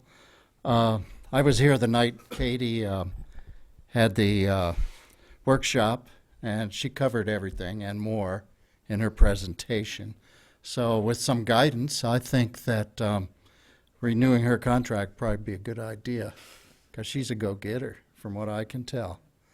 And I just want to bring up a couple more little items. Like the gentleman says, you can't please all the merchants or the residents on all these particular things we got going on. So you just have to kind of shoot maybe for the middle, I'm not sure. But anyway, maybe with some guidance from council, you know, and working with Katie on this would work out really good. I would like to say I think that the parades, I've only been here 3 years, the parades are great. I love them. For this last Yule Fest, I was standing across the street from the bicycle shop and Chomps, and the first part of the parade was the honor guard, and they came down very quiet and solemn. And then I think the second part of the parade, did I see you in one of those little vehicles? Was the rest of the council in vehicles? I couldn't quite tell. They didn't. The names weren't on them real good, but the whole first third of that parade felt like kind of like a dirge. It was very quiet. I don't know why. They should have had some music playing. Then we got in, and here comes the high school band. And then the music started. So just a little input on the parade. Get a little more music out front there. It was a great parade. They all are. Anyway, have a good evening. Thank you. would anyone else like to speak on this item? So thank you, Rich Condit, resident. First of all, very good presentation. I think this is a whole lot of information, a whole lot of information, a lot of good things involved in it. But you can't make a decision, obviously, quickly on any of this. It's got to go. It's got to be talked about, hashed over a little bit, and continued on. But I think you do need guidance, and you do need someone steering the ship. And I think we have someone that's doing a very good job right now with the input. I like the direction it's going. I agree with the gentleman who just spoke about the parade. There could use a little more music throughout the parade rather than, hit and miss. But anyway, good job. Thank you very much. Okay. With that, we'll take this back to the council for discussion and action. Let's see. It says, provide staff with policy direction on marketing and communications, direction and scope. I I personally tend to kind of agree with this whole process needing to be workshop more, and I think that we had a great suggestion earlier of maybe creating like an ad hoc committee or something like that where we can continue working together as a community team to come up out. Nothing's ever going to be perfect, but it's about getting as much input as possible and making things the best that we can and down the middle, hopefully, or whatever it is. So that's kind of where I'm more leaning to. But I'll let anyone else speak on it. Daniel, would you like to start? So I kind of thought about this, and we have my understanding when we went away from the SCVB or when they decided not to renew their contract was we were going to go out and find a firm, a marketing firm, and take have a bunch of them come in and present, and they were going to present to us what their marketing strategies and everything, similar to what we're doing now.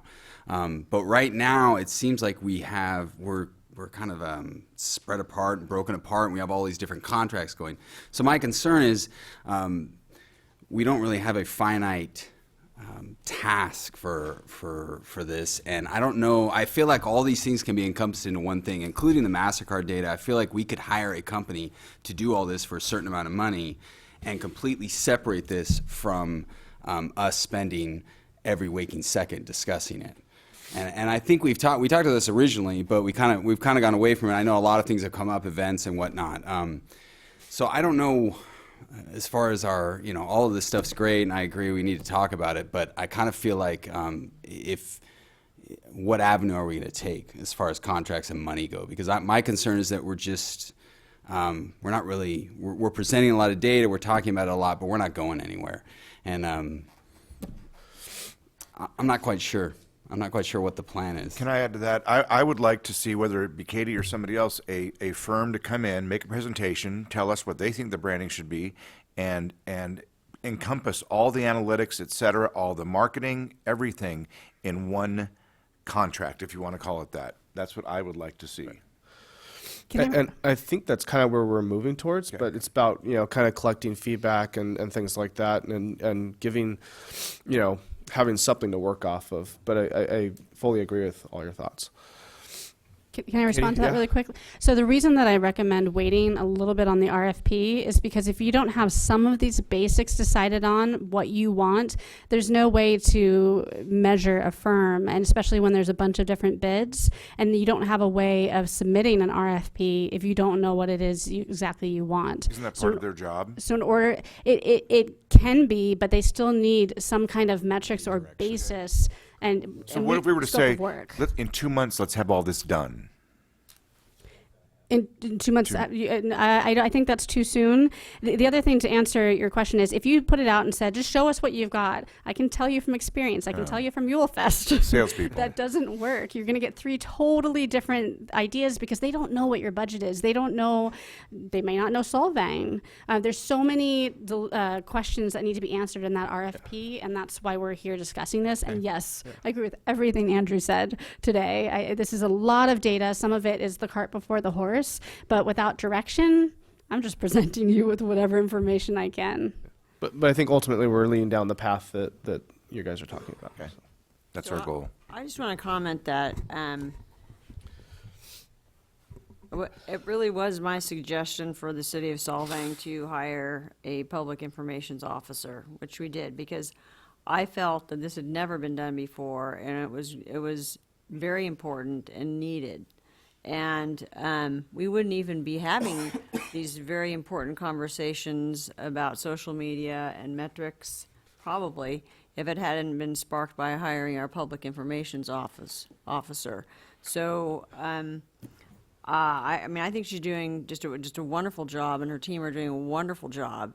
And this is why we have the public information officer, is to guide us towards possibly finding, doing RFPs for marketing firms and whatnot, because she's just really throwing out all kinds of information to us and really showing the city where we're lacking and what we've been missing, and where we can really make progress. So I've been very, very happy with her work at this point. Yeah, I think that's part of my confusion is I think the PIO, my understanding is the PIO is supposed to be reporting on council meetings, on stuff that we've been talking about and getting that information out there. To me, that is a completely separate thing than marketing and tourism. I don't think the PIO, and that's where I'm getting a lot of this confusion, I guess. And we'll be talking about that in the next agenda item quite a bit. Oh. No, I completely understand what you're saying, but I just think that without having hired her, we wouldn't even be getting this far. No, she's had a great job. Yeah. No one's saying that.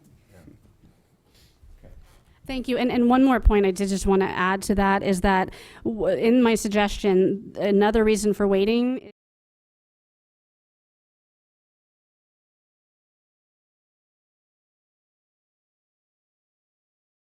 need to go to RFP.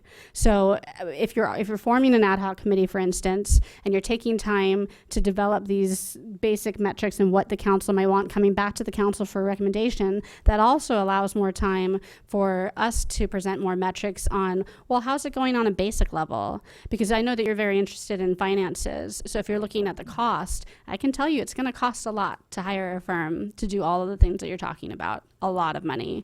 And so in order to feel confident in that decision, I would really want to be able to provide you with more information about just what's happening on the basic level. Mm-hmm. So Katie, your job is what? Well, again, I think we'll talk about this more in the next. You guys are asking a lot of questions agenda on the item. next agenda here. I have the a right next, to ask questions, do item I here. not? I have not commented. You guys all had a chance. Chris. Do I have a right? Chris, yes, you do. Thank But what you. I'm telling you is that your question's more relative to item number 5. No, it's Okay. not. And here's Okay. why. I'm trying to make this distinction between a PIO and a marketing expert. Do you agree? Oh, absolutely. Thank so you. what I was hired I want to do everybody to and know, what for the record, there's a big difference between a PIO and a marketing director. Now, the question is, what is your job? well, I'm hoping we'll figure that out in the next agenda item. So how did this happen? How did you end up becoming a marketing? I mean, that's my background. So my entire career has been as a brand director, marketing director, COO. So I have been doing this my entire career, and I've also been the executive director of 2 different destination marketing organizations. So I know that was one of the reasons I was asked by council to add ad hoc services for tourism to this. Now, I will admit there have been a lot of tasks that have been by default, I think, because of my experience, and that's what we're hoping to clearly define in the next agenda item.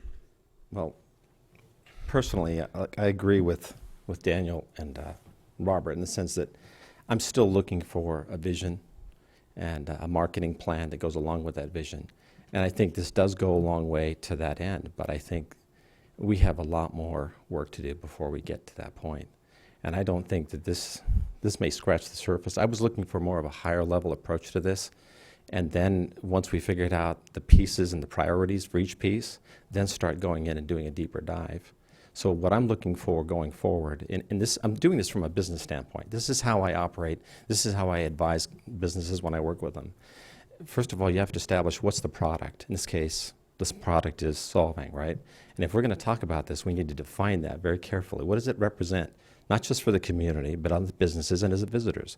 And then everything has to tie back into that. The events, the structure of the city, right down to, and well, yes, but I'm talking about the infrastructure. So for example, in talking with developers, we would like to have more boutique hotels. But the biggest problem they have is we don't have the infrastructure to support them. We don't have the sewer, the water, the wastewater treatment plant. All that has to be fixed, right? So this goes back to the economic development issues that we were talking about with Cosmont. So I feel, I appreciate you coming to us and asking these wonderful questions, but I think we need to formulate an ad hoc committee to start looking at this in terms of what's the plan, and then trying to prioritize these pieces, and then figuring out what the costs are going to be associated with this. And then you can get into the question of an RFP. So again, this is far more I can't make a decision in a couple hours worth of discussion. Well, what you're saying is exactly what my recommendation is. We're not making a decision tonight. No, I think she's saying these are all the things you need to discuss, figure out before you put the RFP. Then how do you propose to do that? By forming an ad hoc committee that I can help keep on track and help with the agenda of that meeting, and that ad hoc committee can choose to get feedback from the community. You were hired to be the PIO.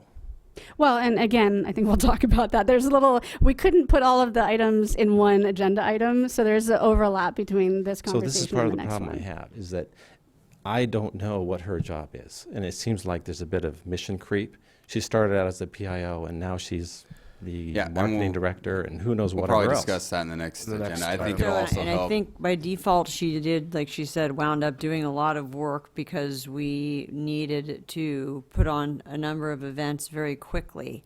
And so by default, this is where we are now. I thought that's why we hired IDK. That's why we hired Infuego. Okay, so how do you In think other we, words, how do they you think we came would have along- gotten IDK? Item I mean, 5. yeah. So one other This is thing, real not- quick, before my other concern is I feel like our city staff is spending a lot of time with contracts and dealing with a lot of these things, especially our city manager who's dealing with all these things, and her focus really should not be on that, is my opinion. You know, the city has, as we discussed, many needs, and so that was just another concern. And I'm hopefully in the next agenda item we'll discuss this, and we can in the future.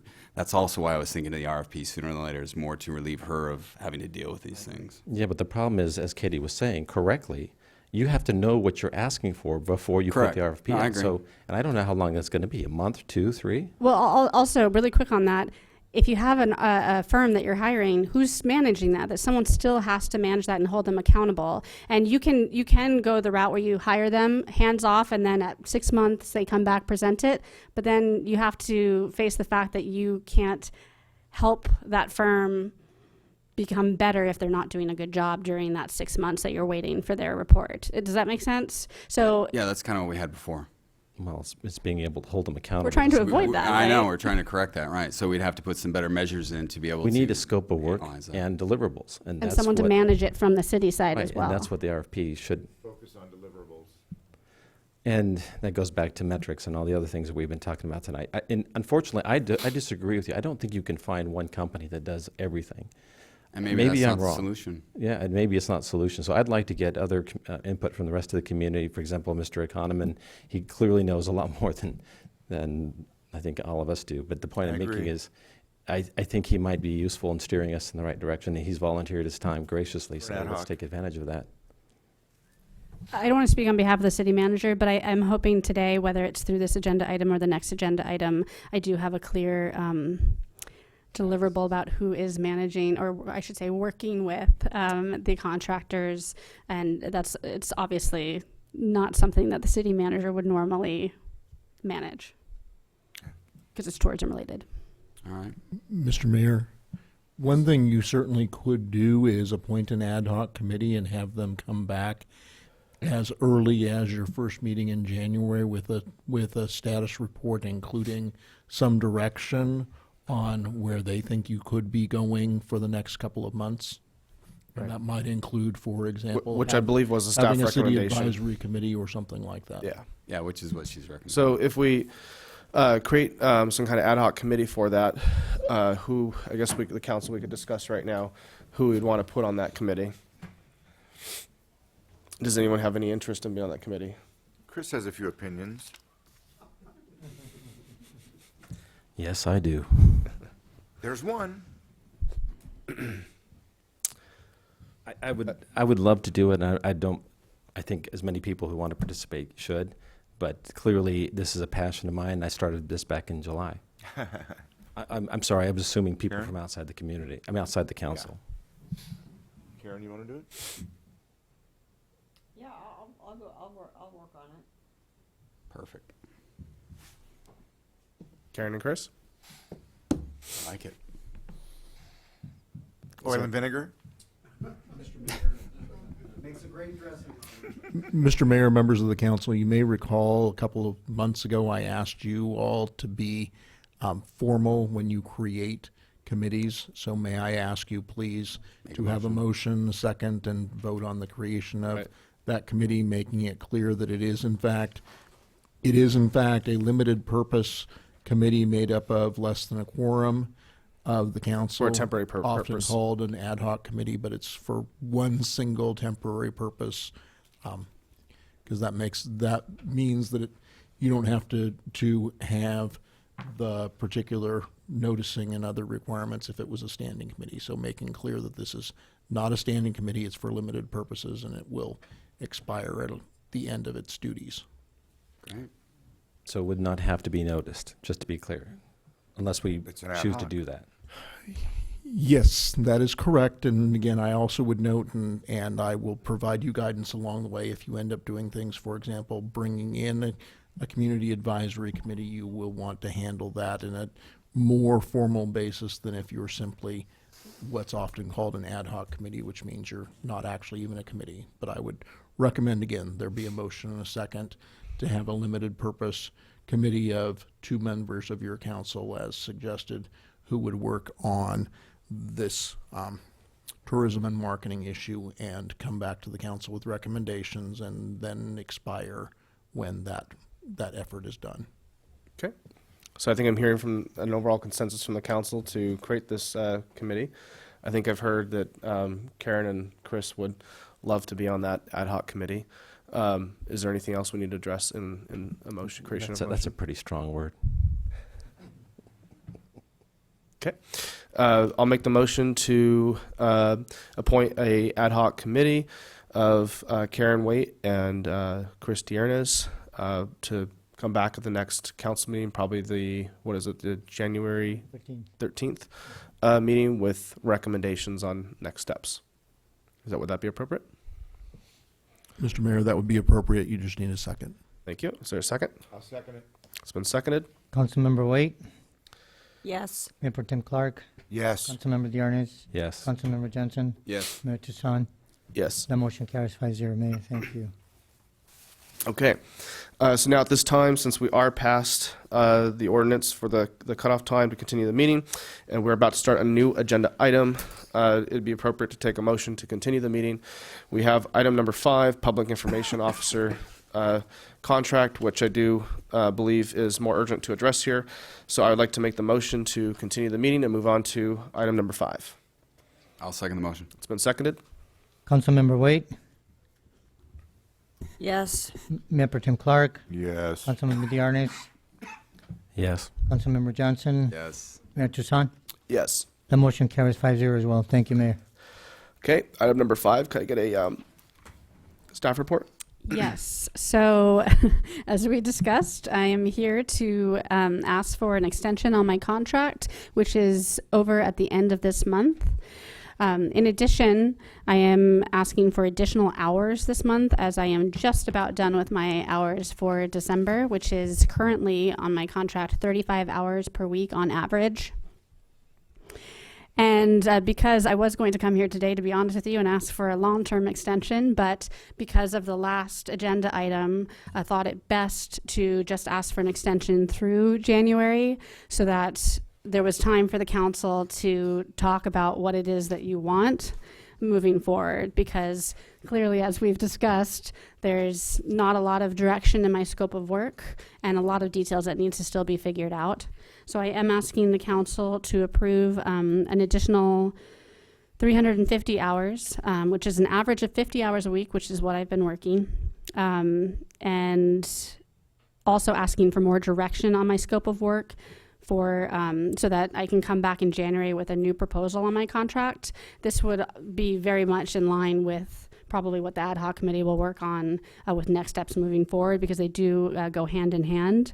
And I did want to note that I very much I was excited to take this position as public information officer, and quite honored, in fact, to be able to contribute to change and informing residents, because I think it's so crucial. And just the amount of change that we've had in communication in the last few months has been phenomenal, and I really enjoy working with residents. And because of that, I did decide to donate about $13,000 worth of hours to the city. Honestly, that's just what I wrote down. So it was a lot more than that. But I am hoping that through defining the scope of work, we can get to a point where you don't need me for 50 hours a week. As originally I was anticipating this would be, a 20 to 30 hour a week position. So I did want to just clarify that, because obviously asking for 50 hours a week is quite a bit. But that is what I've been working on average for the last 7 weeks.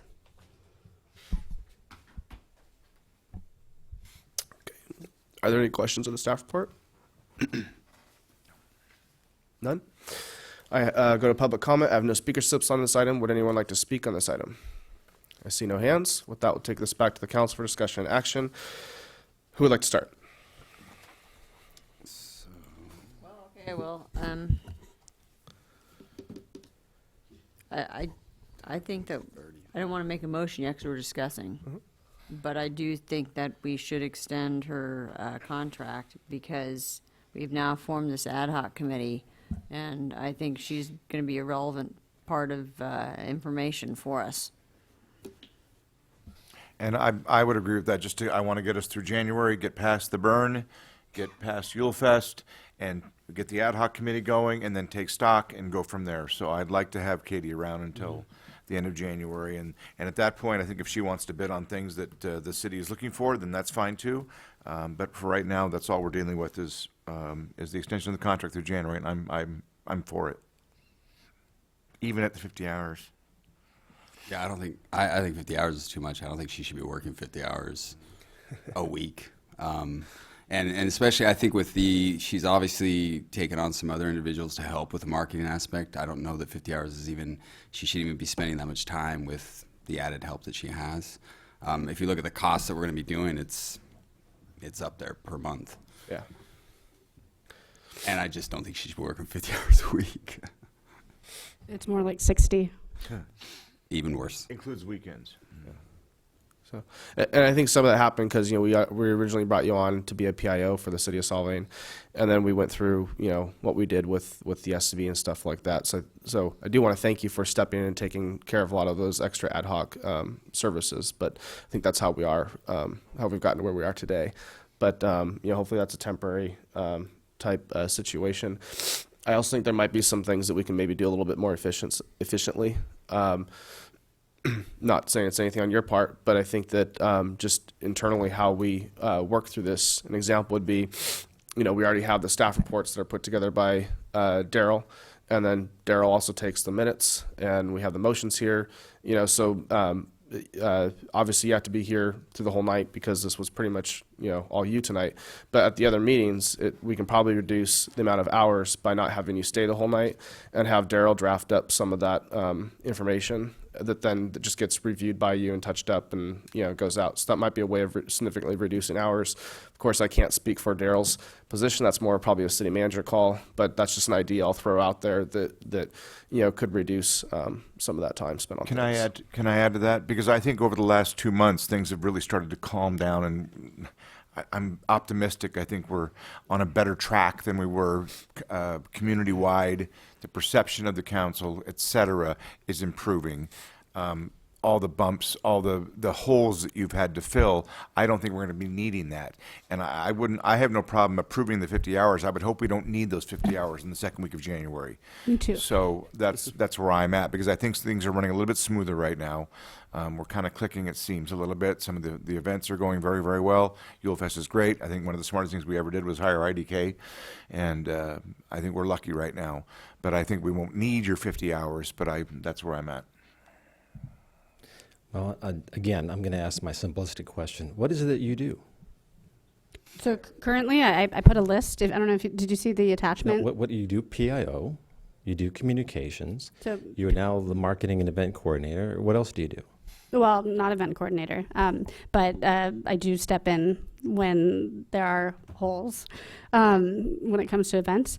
And I also work with all of the contractors too on marketing to make sure those happen, that they're So they work matching under them. your direction.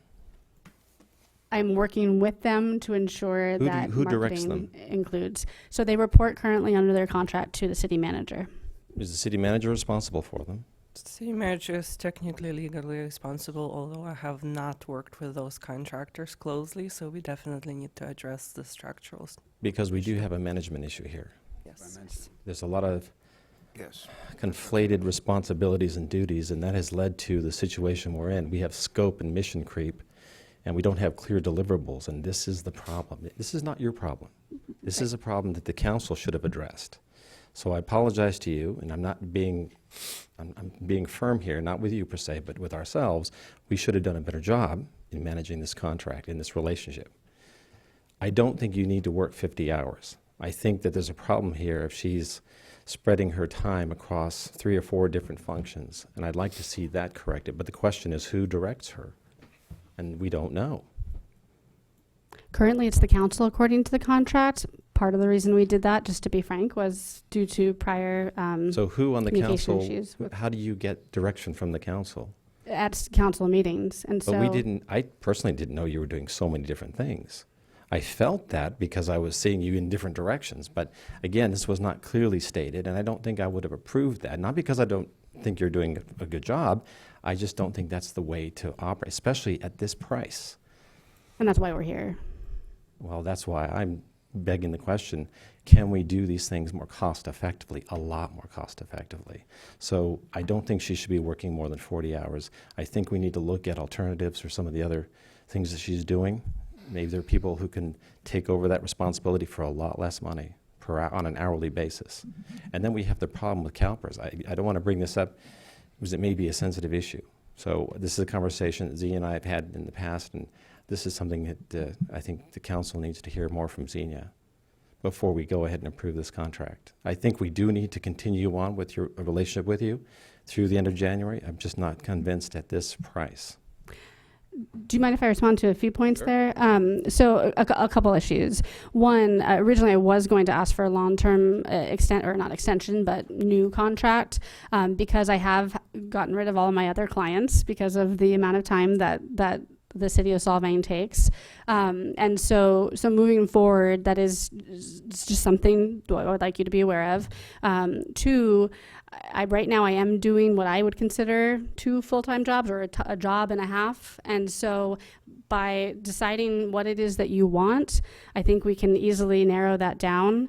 I do firmly believe, having been in this position for a few months, that the PIO is a full-time job. I don't believe you can do it part-time. I would love it if it could be a little bit less than 40, and I certainly would do everything possible to make that happen. But I am not exaggerating when currently I'm doing the 2 jobs, but I could do the PIO job better than I'm currently doing if that was all I was doing and utilizing those 40 hours. The point I'm making to the council really now is that on an annualized basis, she's making almost twice as much as Xenia.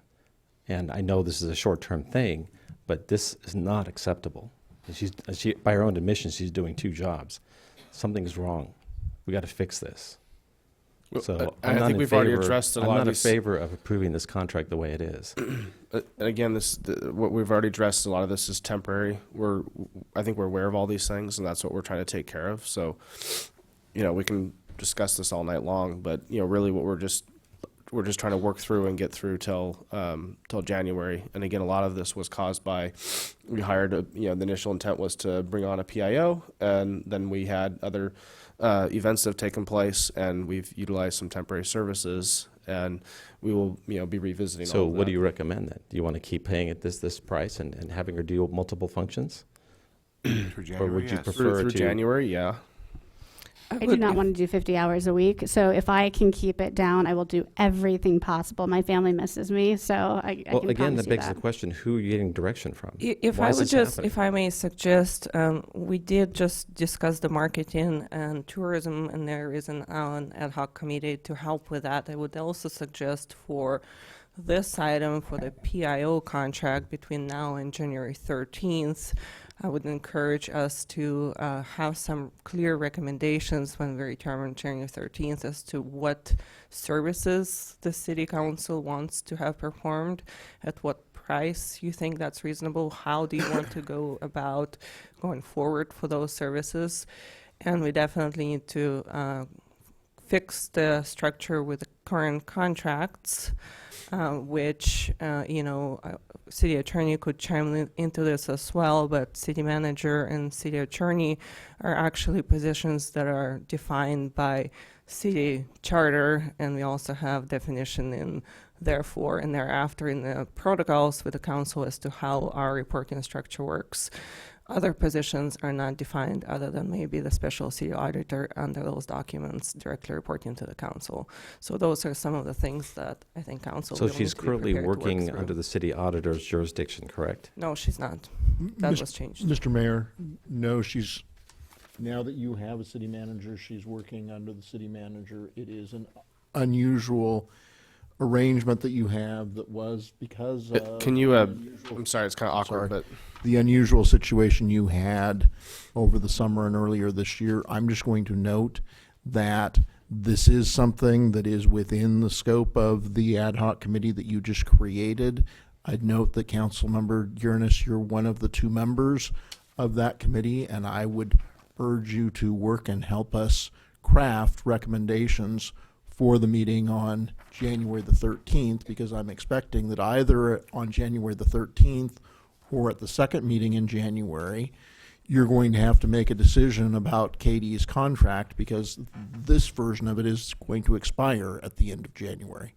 So I would urge and ask you, please, to come up with answers to your, or recommended answers to your question, and then the council can provide direction. Great, okay, so I'll go ahead and make a motion to approve Katie's contract extension through January 31st, 2020. okay. Is there a second? I'll second it. I'd like to amend the motion to approve 40 hours a week instead of 50. Okay. Is there, do you accept that amendment? Karen has to Well, accept it. You can make a substitute motion. No, I can't. I can't accept that amendment because she may have to work more than that. But at whose direction? But what do I do when I hit a point where, do I just tell everybody, sorry? Well, that's the point I of just want to direction. keep it status quo until then, because then that gives you and I a chance to discuss what we really feel the role of a public information officer should be. Well, that I don't have a problem with, but now we're dealing with multiple functions. So as long as I think there's no reason why she can't work 40 hours or less if she has proper scope and deliverables. But if we just leave this open-ended, as she's had to deal with right now, without prioritization, she doesn't know. She's just going after whatever she thinks needs to be done. Well, she's going after what needs to be done through January 31st, which will wrap up Yule Fest, and we don't really have any events after the end. So do you have a problem with the 40 hours? I do, because I don't know.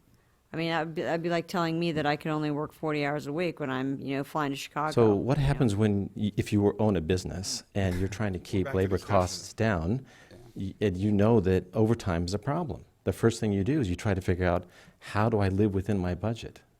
And this is an issue. This is for 1 month. This is for 1 month. We're trying to extend this for 1 month. And I'm so sorry, to keep her Katie, on part of track. this was you're going to develop a communications plan, right?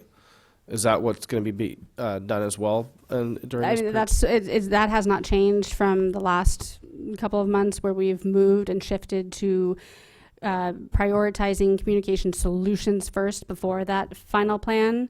Otherwise, it would have to be switched, do the plan and not do the solutions right away, because there aren't enough hours to do both at the same time. Also, I do want to note that I am engaged in several activities, including the filming in January and the website for tourism that I'm in the middle of. So I do want to just let you know that there are some projects that I'm in the middle of, which certainly could change, with the direction of council, but that somebody would need to take over those projects. Yeah. That's why I think we need like a more comprehensive, scope of what, because in the meantime, the council also discusses other items, and things come up, communications platform, website, there's then the marketing website, there's several elements there. And, a lot of those then kind of fall back on you, but then the council has to realize the impacts that has on the time that's required. I'm going to make an observation, because I've talked with Xenia about IT issues and enterprise, and she has a tremendous background and expertise in IT and enterprise implementation But of she's IT also doing systems. 2 jobs right now, too. That's not my point. My point is that we can leverage her expertise and maybe take some of that work off of Katie's shoulder. So things that are technology-oriented may be better suited to something that Xenia can handle, because that's what she's done for her career. I'm not saying Katie is not, I think it'd be more cost-effective since she's like half the price.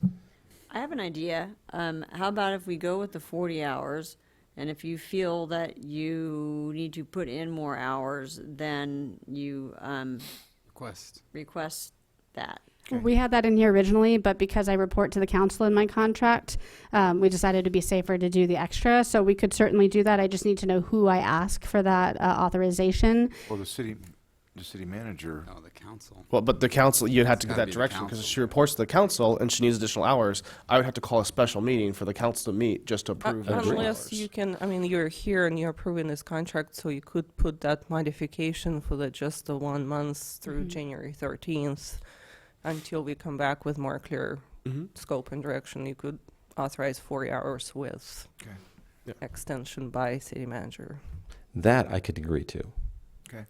Okay, is there a motion? 1 Can we month. just- Okay, that's I the- move that that is she, the motion. that we take that and turn that into a motion. That we go ahead and approve So it. turn it into 40 a hours Mr. with Mayor, oversight by the city As manager. I understand, there is a motion that has been made. If Yeah, I'm and hearing I think it's correctly. clear that it's died. Can someone make a clear motion now? Okay, I'll make a really clear motion. Okay. I make a motion that we approve the PIO contract extension through January 31st, 2020 at 40 hours with any additional hours Do we brought- approval discretion coming from the city manager. I'll second that motion. It's been moved and seconded. Councilmember Wade, Yes. Mayor Pro Tem Clark, Yes. Councilmember Diarnes. Yes. Thank you. Councilmember Johnson, Yes. Mayor Tucson. Yes. That motion carries 5-0. Thank you. Okay. And with that, we are adjourned.